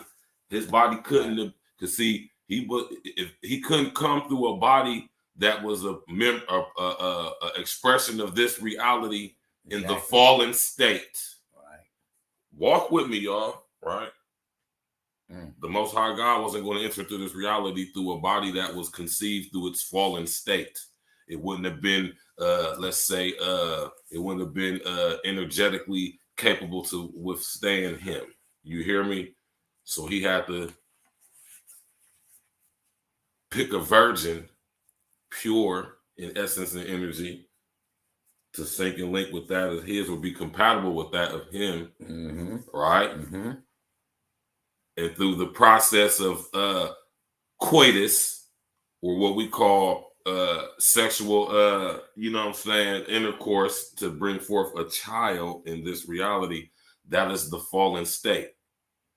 And the Most High God's not going to come through here in the fallen state paradigm, which is why he got Mary being pure and never touched by a man, which means she wasn't affected by that process, right?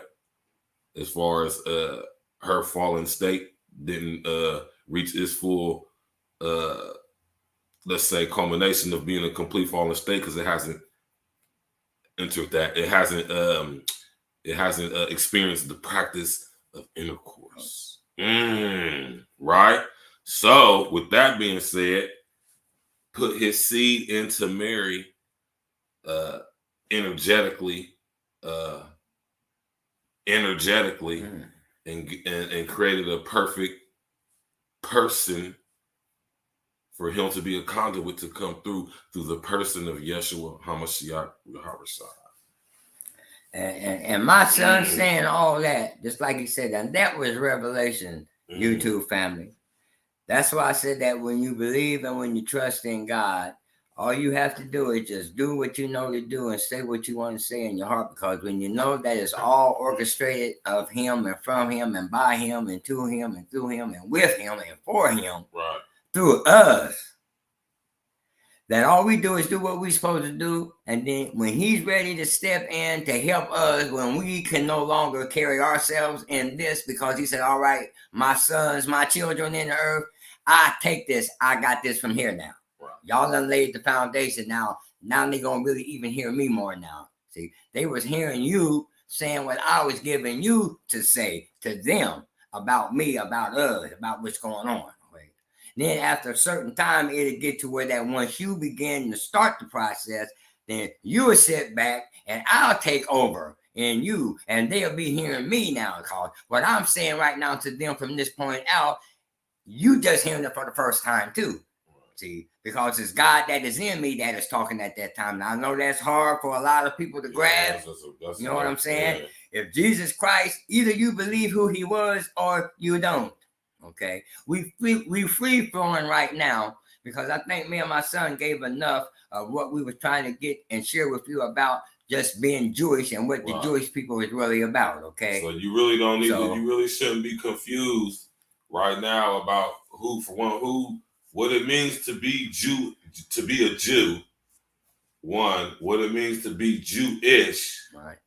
2, 3, there's a difference between being Hebrew and a Jew, because every Hebrew is a Jew, but not every Jew is a Hebrew. And there's a difference between being a Hebrew by blood and a Jew by faith, or a Jew by nationality. You hear me? So when it comes to anti-Semitism and anti-Semitic, right, if we're going to be talking about disparage, discrimination, and disrespect, we're talking about, or have to be referencing to the Arab-speaking people, because they're the largest Semitic language group. Right. You hear me? So this is the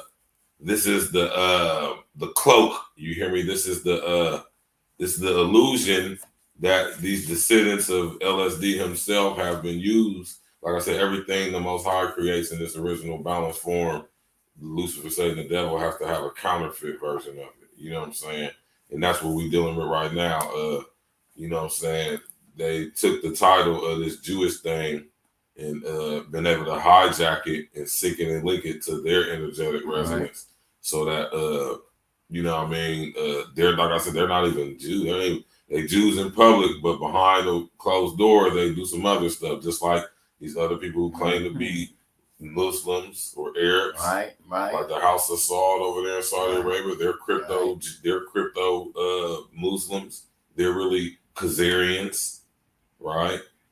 You know, you just got to do your research on this stuff, man, and connect the dots, because you know what I'm saying, this whole Jewish thing. And then it'd be crazy because, like I say, man, these Jewish people who are not Jews, they're confused. You know, you got guys like Michael Rappaport telling our brother Kyrie and Kanye that they ain't Jews. And I will always say to a guy like Michael Rappaport, yeah, you might be Jewish, but you ain't no Hebrew though. You hear me? Big difference, you know what I'm saying? And then I would tell you, you're Jewish. That means you're something like a Jew. That means you're not Hebrew by blood, but you're Jew by faith and nationality. And not even really by nationality. And this is why not too long ago, or a few years, decades ago, they made it able to where you can get dual citizenship in Israel as long as you were a follower of the Judaic faith. Now, which will tie you back to the state of Israel, not the land of Israel. It was the title of nationality. So they could do exactly what they do now, because they know their numbers are so small. And they hijacked. They hijacked, you hear me, the Jewish faith religion, right? In order to masquerade like they are participants of the faith, when in all actuality, they're the ones who are completely and totally against everything the Torah stands for. And they came through with a counterfeit version of the Torah called the Talmud. Now, son, see, once again, you were speaking so much revelation right then, just now, you know, to where that's why I said now, YouTube family, we free flowing, okay? Because when you know God is in control, and when you know God is orchestrating the things that me and my son do and what we say, you know, because like I said, this is the first time, second time. Second time. I got to show you that, my son. You know, I was going through my phone jacked up right now. That's why it's a good thing. That shows you how God already, the devil kept last week from happening. You know, My phone been acting up crazy. Y'all been on that for a while. Y'all pray for me and claim for me. Okay. I ain't asking for no donations to get me another phone. Right, but I'm saying, bear with me, and next month I will have the right phone, okay? But the devil still can't stop nothing that God has to go out anyway, okay? He never has and he never will. But my point is that we're putting the icing on the cake because everything what my son's podcast was about and the title, the name of it and everything, because it was basically about the Pharisees, the scribes, the Jews to say that they are Jews, Jesus said it, so we ain't saying nothing illegally, okay, about the Jews. Because he said the same thing about that back then to the Pharisees and the scribes. It's the main thing what my son brought out in this podcast this week. Right. See, so you will never confuse us or trick us or catch us in the trap that like we don't know what we're talking about. Because sometimes we can get so deep that y'all forget how to still stay afloat with us, and sometimes we about get a little bit out of the way of it a little bit. Seem like we don't know what we're talking about, but see, God is orchestrating it all from the beginning anyway, so that's why it's happening the way that it's happening, and it was just to bear lights on to show you, that all glitter ain't gold, all right? Because you can call yourself this and you can say you are that, but the only way that it really shows is when that it just manifests in you, because you can't cover it up only for so long, You can't pretend that it's not there until eventually that you have to, That's what you call trying to ignore the reality of things, and you don't want to believe it or accept it, but after a while you will. Cognitive dissonance. Y'all always hear me talk about what I tell y'all. We are through our fallen state, right? We are contradictory by the nature of our fallen state.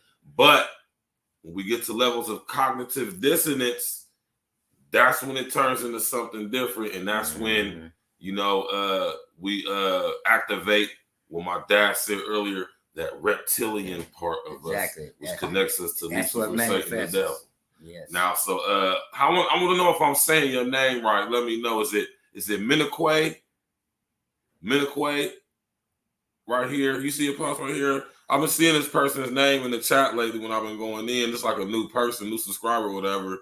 Shout out to Minakwe, man. I've been noticing your name, man. Sorry I ain't pay attention to it and give you a shout out when I seen it a few days ago. But yeah, you already know on Sundays we go in over here, man. We're gonna break this damn thing down because we don't want listen here, y'all. I want y'all to have the intellectual fortitude to be able to stand this thing in the face with this whole anti-Semitism crap, man, because it's bullshit, man.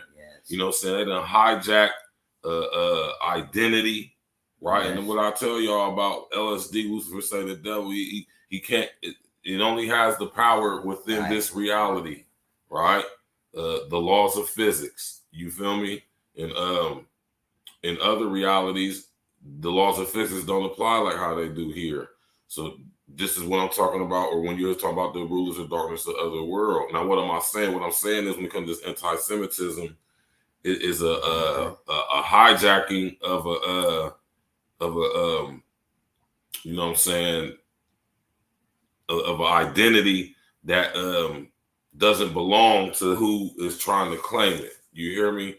And being used as a tool, you feel me? Used as a tool and a conduit to basically it's in training trying to hijack the frequency to match what is. So like when people come out against it, saying like stuff like what Kyrie's saying, what Kanye's saying, what you heard people saying, it's created this illusion that these people are actually Jews when they're actually not. They are actually the very people who have been coming using the Jews in order to more, how can I say, assimilate this reality into the hive mind collective of LSD by using the identity, everything the Most High creates in fairness and balance and equilibrium. Lucifer saying, because of how he feel, emotions, right, has to have a counterfeit version of that. You know what I'm saying? What God creates, LSD has to manipulate. He can't create. The unofficial, or should I say the unintelligent artificial intelligence cannot create. It can only mimic, copy, manufacture, right? Duplicate. You feel me? Imitate. Do you understand what I'm saying to y'all? Hit that like button, click on the bell, subscribe to the page, and share this. So y'all ain't gonna get too much. It ain't too many people on YouTube gonna give y'all this type of teaching, man. You hear me? And breaking this damn thing down to y'all like this, man. Right? And just like Naquay. All right, Naquay. That's what's up. Naquay, welcome to the demonstration in the situation. Tap in and walk with us. You need. Y'all ain't gonna get this type of teaching. No, too many people on YouTube breaking this damn thing down like this, man. And you know what I'm saying? And when it comes to the roots, we always gotta get to the spiritual roots because this reality is just the figment of the imagination of the fallen state of Lucifer, Satan, the devil. And you saying that, son, that's why I said people, you know, I get tickled and then again I get choked and emotional sometimes too, because as I was saying before, this is me and my son's second podcast. Alive together like this. Right. I started to say almost one, which would have been this one, but then I did remember the first one that we did. Right. You know, I don't know if you remember or not. I definitely remember. Okay, because it was over to your place. Yeah. You know, and but I'm saying all that to say that he giving the insight of let you know about those who call themselves to be Jews and are really not Jewish, even though they might have a little Jewish blood in them, is what I call it, you know. And that's only because of the mixing of all the races of the different nationalities of people that begin to start multiplying and being in the earth. Right. Like I said, once going back to the Tower of Babel. Right. Okay. God always knew what he was doing from the very beginning. And see, my son, he does his homework, I do my homework. My homework is mostly in the spiritual ground of everything, what we say, which is the foundation of everything. Right. Okay. So to let you know that this is where the beginning of everything come from anyway. And long as you can go back to the very beginning of what it was and when it happened and how it started, it don't make no difference how far out it goes from that point on that it becomes and what it is. You can always line it back up to where it all started from the beginning. Then you can see how far that it done strayed and changed and transformed and no longer is what used to be and no longer was. You follow me, YouTube family? So my Sunday podcast this Sunday was my topic was the spiritual roots of God's chosen people and why the Jewish race. Okay. My son has laid the foundation of how down today to where we at, how the Jewish race has done changed and what has become of it. And it's all in the Bible. It's all in the Word of God. And I'm going to give you a little bit of it right now. Didn't expect this. Always going to have a surprise for my YouTube family. Always. Because it comes to me hot off the press. Hot off the presses, okay. Man. Listen, man, hit that like button. That means spiritual revelation right here and now at this time as you hear it coming out my mouth. This is fresh off the presses. Now, hit that like button, click on the bell, subscribe to the page, share on your social engineering, tap in and walk with us, man. This is Spiritual Root Sunday on Aaron Talk Podcast, man. Listen, tell everybody, come tap in with us on Sundays. You come get your spiritual, you know what I'm saying, enlightenment, your spiritual breaking down of things, man, because it's the spiritual aspects of everything going on. As y'all see, if y'all pay attention, look at the movies they show us. Look at the imagery in the media, the mainstream media. Look what's going on. Exactly. They're trying to keep this stuff under wraps, but they can no longer do it no more because it's something that's even out of their league. You understand what I'm saying? So it's better be in your best interest to, you know, inform yourself on as much things as you can, and who better to get it from than me and my pops, who are going to break the thing down so effortlessly and beautifully in a way that your own pastors and preachers ain't going to do it. Never. They ain't doing it. They ain't doing it. I done been to your churches. They can't. You know what I'm talking about? Because they are of the synagogue of Satan. You hear me? And we here to cut the heads off, man, straight decapitation style. Talk to them, pops. So, like I was saying, I'm going to go back and I'm going to show you how all this ties in together. And just let me interrupt. That's spiritually. We're going to cut your heads off spiritually. Now, we don't mean that physically. Right. We're talking about spiritually. Right. Let's go. So this is to take you back. So all this is tied into where now while my son is speaking about what his topic was about the Jewish people today, okay? Because just like I said, it was God's chosen people and why he chose the Jewish race. Now, I done laid so much foundation for my YouTube family over the 9 or 8, maybe this is the 10th or 11th podcast now. Me and my son have been doing together. We owe ourselves a hand clap just for that. Yeah. You know what I'm saying? Let's get them hand clapping emojis in the comment section, man. And don't think I don't be checking out my YouTube family's responses, okay? From their comments and to their views and everything. I stay up on it, even with my messed up phone, you know. God gives it to me when I need to see it, all right? But I'm so proud of you because for you to listen to me constantly, that means you must believe. If not believe in me, at least believe what I'm saying. I settle for either one. Both be good, but either one, I'm satisfied with that too. So it's all about God's chosen people. This is the key word. Not so much because you're a Jew, but that you are a chosen Jew. Okay? Because God created this race. All right? Come from all of the totality of mankind. Remember? Let's go back. All right? When he told them to be fruitful and to multiply in the earth. And that's what happened. Now, to even go a little deeper back into the garden, when we get to the tree, y'all know what tree I'm talking about too. Of knowledge, of knowing good and evil. And remember I was telling you about the seed, you know, people, they never see the tree, you know, like they should see the seed that is the tree. See, that's a mind boggler right there. And a footnote, the seed is actually the tree. But what you saw first was the tree of knowledge of good and evil. You good, Okay. Mr. O, bro. Now, the fruit is the substance of which it grows off of the tree, all right, for human consumption.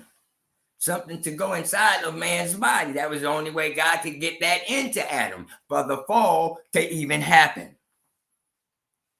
Keep up with me, YouTube family. I know we talk a little bit fast, man. You got to put your spiritual ears on, though. You know what I'm talking about? And you can listen a little faster. You know what I'm talking about? You know, I'm not trying to drag it on. I'm just trying to get right to the main point, because if your ears open spiritually, okay, then you will receive it and you will understand it. If your ears are open physically, then you'll be able to hear it.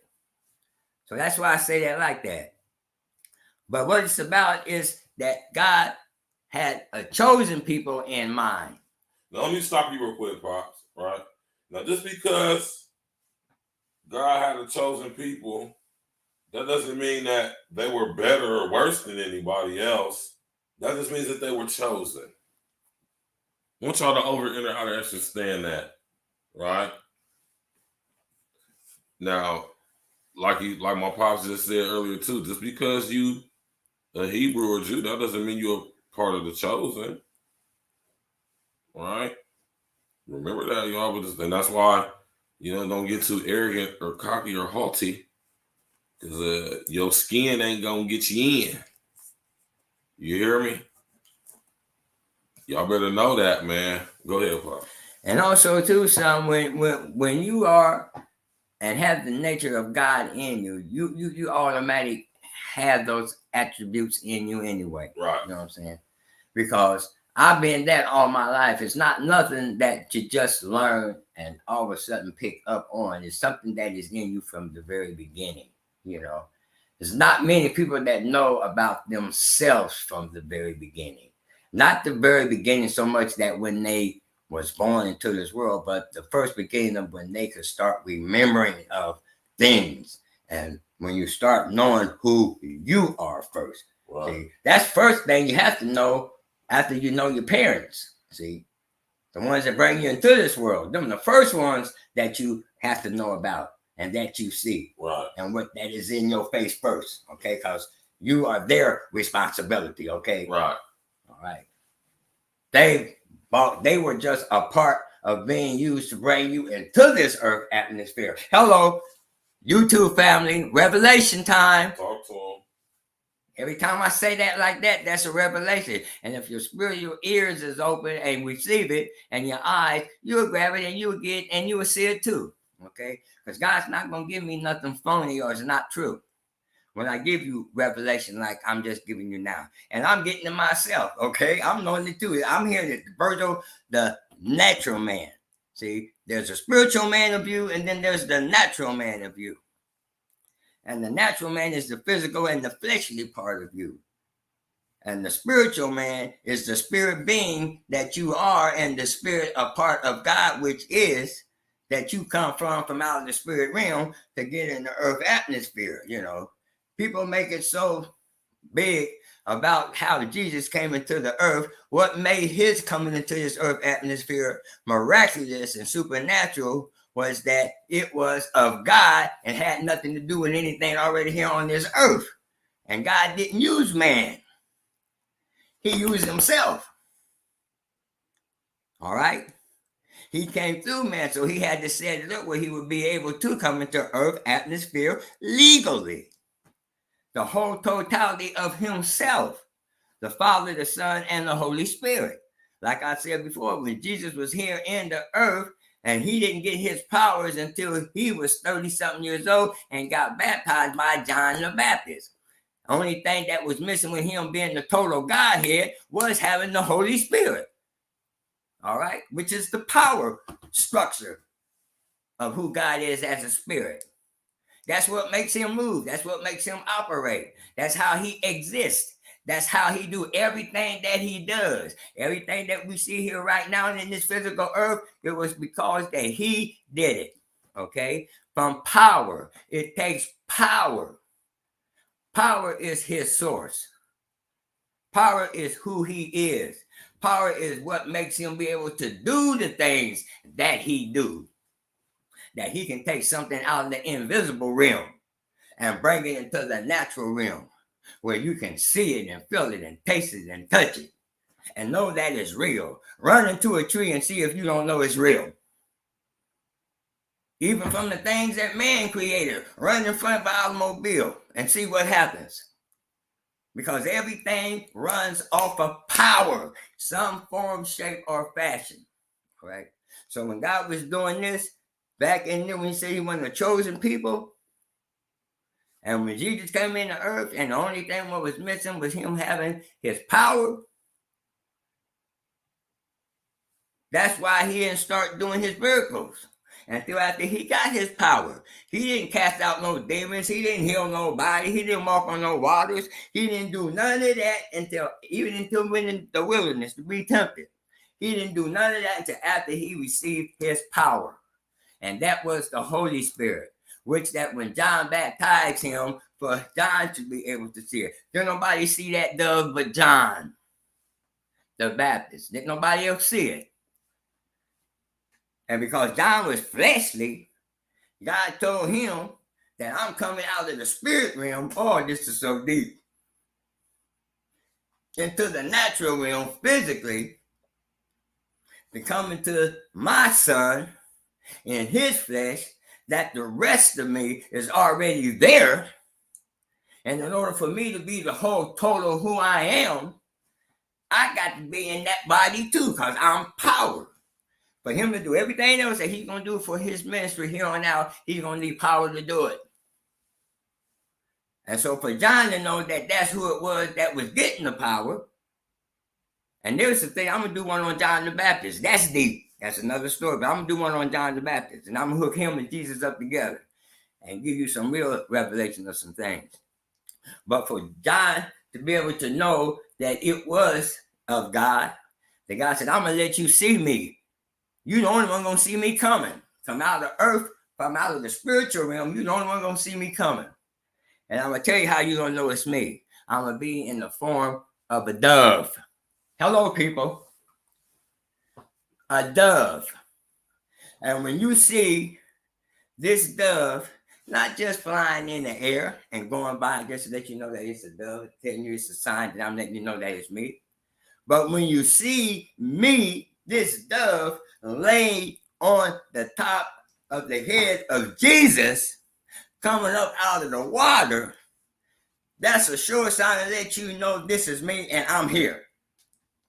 That's what he was telling John. Read the scripture where it don't say that after he baptized him, he came up out of the water, that God came in the form, the spirit of him, the power of him, the Holy Spirit, the Holy Ghost, that it landed upon his head in the form of a dove. Then John knew, okay, this is it. That's why John said it's time for me to decrease and it's time for him to increase.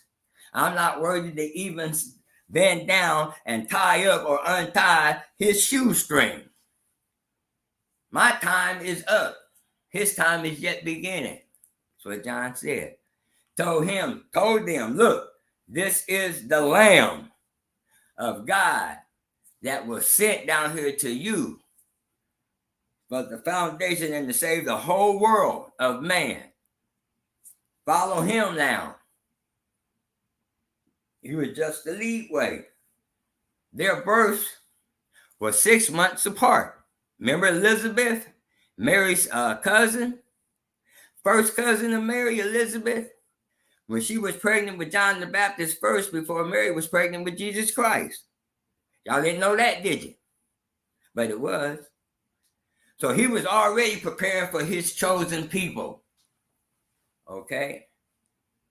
Even back in the day when they came up out of Egypt, remember? When Pharaoh had them captives? And when it was time for him to go, everybody in there that was supposed to be Jews wasn't Jews then. If you follow history of the Bible, of all the times it had to do with mankind, and God's people, you notice it's always been elimination of all, for them to all be Jews, God was sure getting rid of a lot of them, wasn't he? Hitler could never kill as many of people or Jews that God did and have done through the history of man since this creation ever been. He filtered out a whole human race, the first one that he created. It was so evil and wicked. He said, I can't deal with this. I ain't going to deal with this no more. It wasn't no surprise. Anything that happened with man in the earth, God already knew it was going to happen. He said, the Alpha and the Omega, the beginning and the end. So ain't nothing you can surprise him with. Ain't nothing you can all of a sudden say, oh, if you can't go never get him to say, oh, I didn't know that. You'll never get God to say he didn't know that.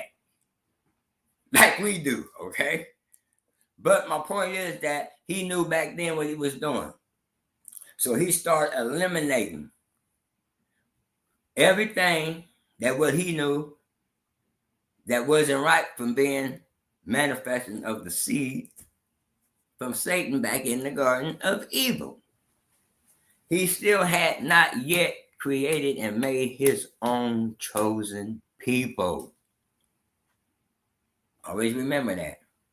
It's just always mankind itself in whole that he had to take and conform and choose and fashion and shape his own chosen people for him to do what he wanted to do in the earth, bringing everything back to each other. I can't see what you them old ass eyes again. Mr. O said, please do one on Elijah and John the Baptist. All right. I would do that, my brother. And believe me, you'll love it too. I'll do that. You're the first one. This is going to be the foundation of you, Mr. O being the first one, because I've said that so many times in my podcast. If there's any particular thing that you want to hear about or want to know about that we can get into to make it a topic, get with me or my son. That's almost 9 podcasts ago. So thank you, my brother. You're the cornerstone of this foundation of responding to what I said to you many, many times in YouTube family. And you're the first, and there'll be many more after you. Watch how many you bring to me, my brother, and I love you for that. That's my brother, Mr. O from Chicago. Let you know God is about this, and this is of God. Okay, so moving right along with that, I thank you for that. Yeah, that's my brother, Mr. O from Chicago, man. Y'all go subscribe to my brother page, man. Mr. O, the info, man. I'm talking about, go subscribe to his page right now, you know what I'm saying? And, you know, my dad, we'll get together and go about how we're going to, you know, bring that situation together. Like I said, if y'all got any questions, you know what I'm saying, y'all got any thing y'all want me and my dad to put y'all up on game about, we will be doing one-on-one consultations. All y'all got to do is send me an email. You know what I'm saying? Send me an email. My email's in the about section. As a matter of fact, I'll just put it in the chat right now. Right. You know what I'm saying? You already know, Mr. O, man. You already know, brother. See, as God feeds us and blesses us to open us up and to reveal to us what we know, then that's when we give it to YouTube family and anybody else that want to hear it. All right. It's not for us to keep of our own. It's for us to pass it on. Right. That's what I do. That's what I'm about. That's who I am. In order to keep it, you got to give it away. The more you learn and know of me, the more you know of me and know who I am and what I represent. When you don't look at the outer part of a person, okay? Right. Not the shell, but you see what's inside that shell, you know? That's why sometimes animals, they shed certain parts of their bodies and stuff, and it basically be the skin, okay? That means it's always got to go. Something new is always happening, so you can't always look at that. Your skin ain't going to get you in anyway. Hit that like button, y'all. Click on the bell, subscribe to the page, man. Sharing social engineering. Like I said, any questions y'all got, you know what I'm saying? You want to get a one-on-one consultation with me or my pops, or me or my pops, hit that email up. If y'all want to come on the show, hit that email up. You know what I'm saying? If y'all want to, you know, anything, you know what I'm saying, y'all just hit me up on the email. I check it constantly. So I'm going to get the email. Y'all just hit me up on that. You know what I'm talking about? And we going to get straight to it. You know what I'm talking about? Hit that like button, y'all. Click on the bell, subscribe on the page. Share your social engineer, man. Go ahead, Paul. So God has always been working on getting his own chosen people, but he also at the same time had to get rid of a lot of people claiming to be who they were that they weren't, okay? Because he, remember, he's picking out making his chosen people out of the totality of mankind, period, okay? Because he had not yet had a race of chosen people that he wanted to use to basically spiritually be able to always work through, you know, to manifest his power in the earth, you know, through man, all right? And also do what he has to do in bringing us back to him, okay? So that's why he had to always let what was taken out of mankind to form and to continue to fashion and shape and make his own chosen race of people. Then once he was through with it, it was discarded. I mean, it's sad to say that it was about man, but yet that's where God looked at it. Because you know what, people?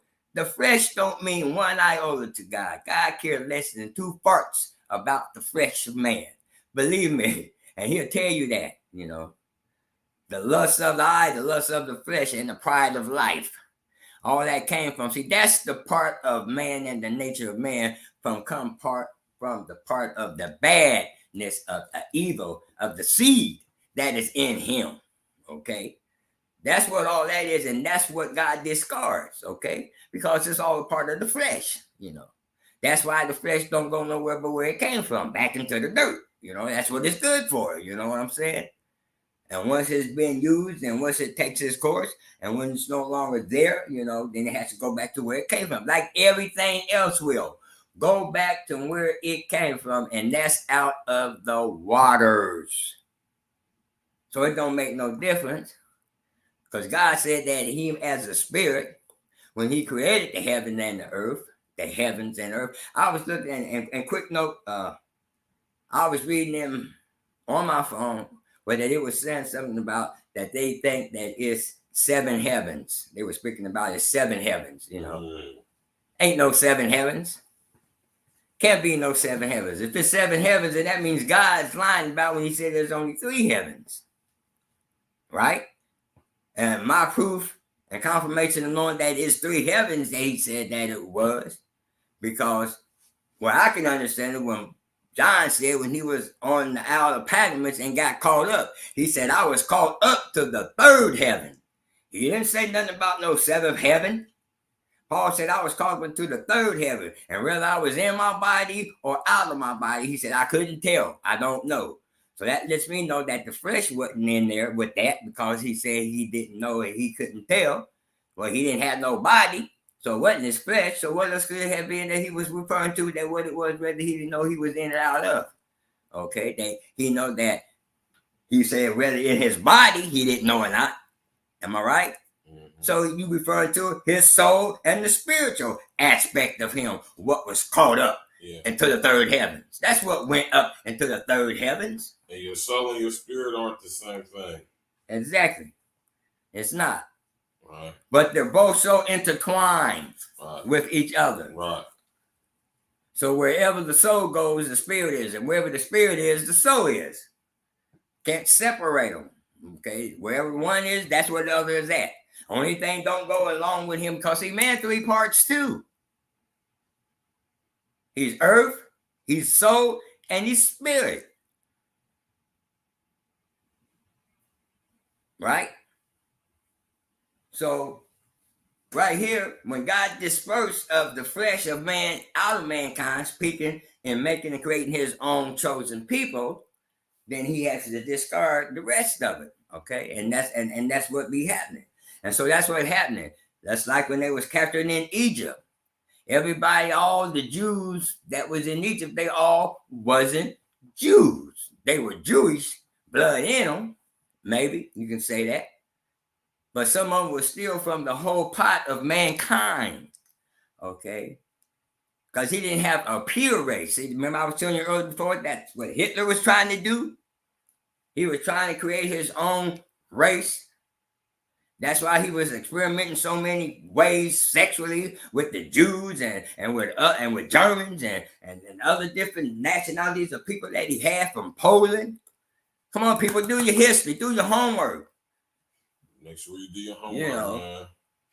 Look at the powers of man that Satan have had in flesh over the years and the different ages and dispensations of time since we've been here. All right, we know about Hitler. Why would that be such a historical fact that have happened? That's a monumental thing for one man to have that much kind of power over one particular country. And it wasn't even like that he was a president or in a political office even to pay him that kind of power. He was simple a military soldier. That's what he started out as, man, a soldier. He was up under somebody in the military, right? Because the Third Reich, and I think that's military if I'm not mistaken. Is it the Third Reich? Yeah. Hitler, he was a military man. But look how he gained so much power that he ended up taking over the whole country. And not over that country, but other countries.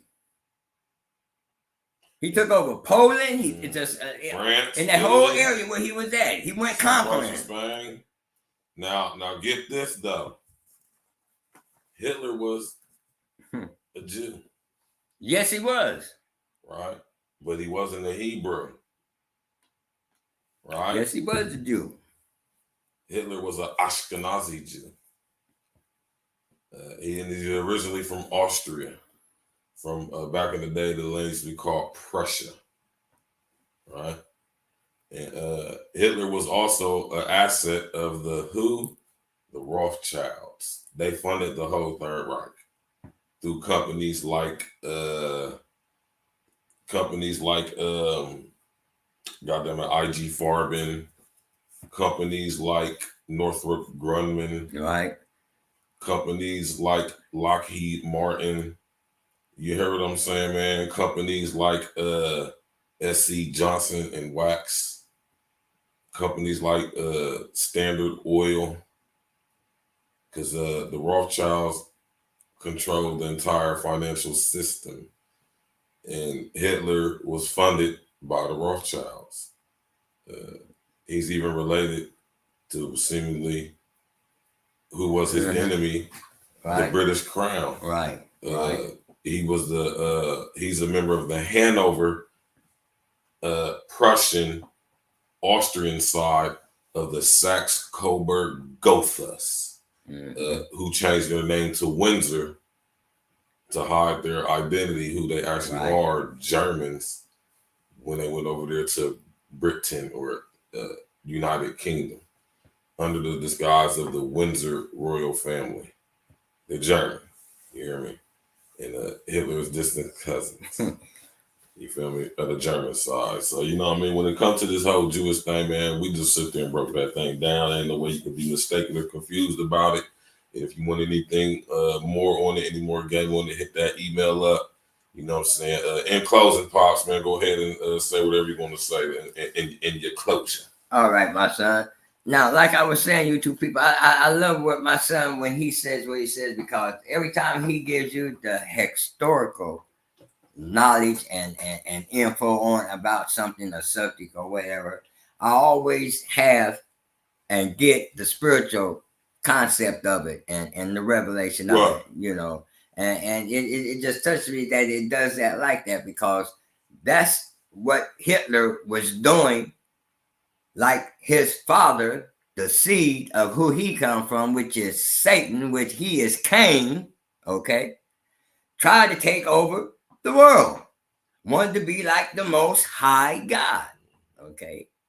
And because he was totally rejected because of who and what he was, then he began to start attacking, once again, the Jewish people, right? The Jewish people. Still trying to keep God from doing what he wanted to do in the earth today. Up to this point where we at now in the age and the dispensation of time that we live in. And that is us. But we're going to make this a part 2, okay? My son laid the foundation, and I think we gave a pretty much detail on about far as Jewish people and Jews, and the next one we do is going to just put the icing on the finalizing of it, okay? Because the theme started out with the Pharisees and the scribes, you know, and the Sanhedrin, you know, and to let you know that they're still existing and they're still here today in our age. Okay? So I leave that at that, you know, and we'll pick up from this next week, you know. I might have to be over here again too until my phone get right. So, son, you might have to lock that in like that. But if that be the case, then still we're going to do a part 2 on it, and we'll take it from there. But I want my YouTube family to have a blessed week that is coming ahead of them. Brother O, you get ready to receive some spiritual blessings and all other kind of good things that's going to come your way just from that a proclamation that you made and that move that you made in being the first to accept and to request something particular, because that means that's something you want to know about. That means God got something for you out of that. So you expect to get that blessing and revelation that when we do that, you know, that's what's going to happen. I'm just letting you know and giving you heads up. God going to send that to you that way and that time when we had that podcast, okay? In fact, we're going to put off part 2 of this, and we're going to make next Sunday what we said we was going to do. You want to know about Elijah? He said Elijah and who else? Hold on, it's in the chat. Elijah and John the Baptist. John the Baptist, right? Okay, right. So that's what we're gonna do next week. So you get prepared for your spiritual revelations and physical revelations and physical blessings. Okay, not just spiritually. God knows your needs and he knows your wants, and he knows what you're doing. You know what I'm saying? And doors gonna be open up for you, my brother. You know, I speak this blessing to you. Okay, some of this coming from God, but some coming from brother Barry too. Okay, Virgil Senior. Okay, I'm pronouncing blessings come your way this week. All right, I'll be looking forward to hearing from you telling me that you did get them, which without a doubt I know you will, and the rest of you too, family as well. Okay. I'm not a prejudiced man, and I'm not a man that just hack on one person. You know, my YouTube family, you all are like one to me. So that means I treat you all like you're just one, okay? So if one get it, then that means everybody that gets it. And that's the way it is, and that's where it's going to be.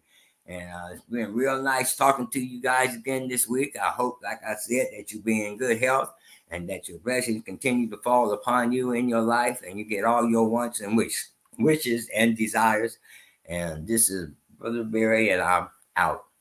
You already know what it is, man. Thank you all for tapping in with us, man. We're going in almost 2.5 hours, man. Listen, hit that like button on your way out. Click on the bell on your way out. Subscribe to the page on your way out. Share on your social engineering when you want to about all your platforms, your Facebooks, your Twitters, your Instagrams, your TikToks, and all of that, man. Tell everybody come tap in, walk with us. Tomorrow night we're going in. We're going to be dissecting and breaking down the Black Panther Wakanda Forever movie. Oh, it was so demonic.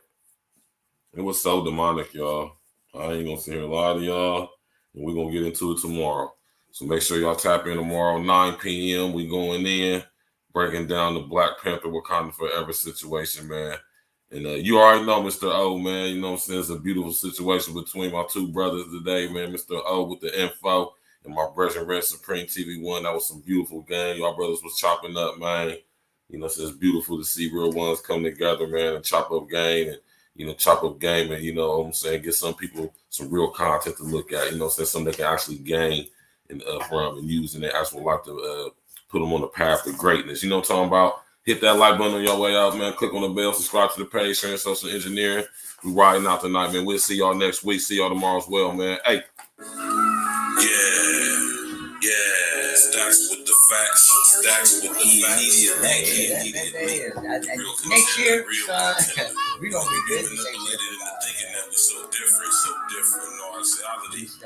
The things that we allow to celebrate life, man. I might have Very to dog same you, things that the United States. You hear me? What we're gonna do, y'all? I might have to dog you, man. Conflict creates controversy, causes confusion. I don't believe in it all because it's all illusions. No difference between us because I am you and you are me.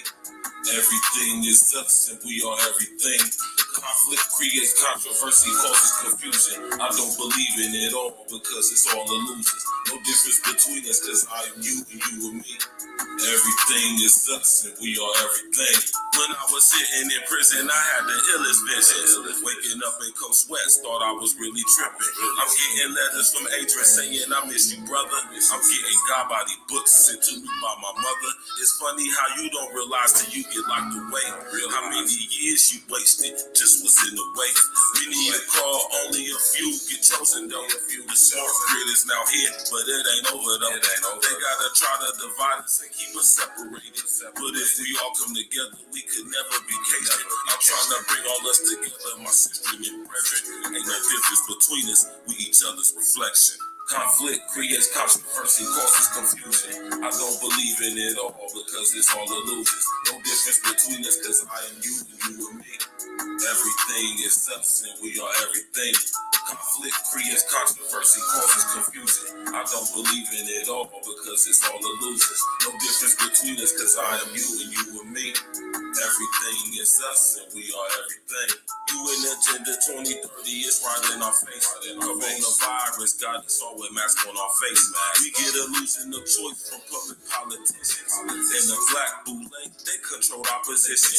You know they give us our leaders, tell us to follow them. They separate and divide us because it profits them. They make climate action resilient plans and weaponize weather. They playing us like a hawk, and we should all know better. GMO foods, and you know they put poison in our water. The prison system take fathers away from sons and daughters. I'm trying to clear out a path that lead us from the slaughter. I don't just do it for me, I do this shit for all us. Conflict creates controversy, causes confusion. I don't believe in it all because it's all illusions. No difference between us because I'm you and you are me.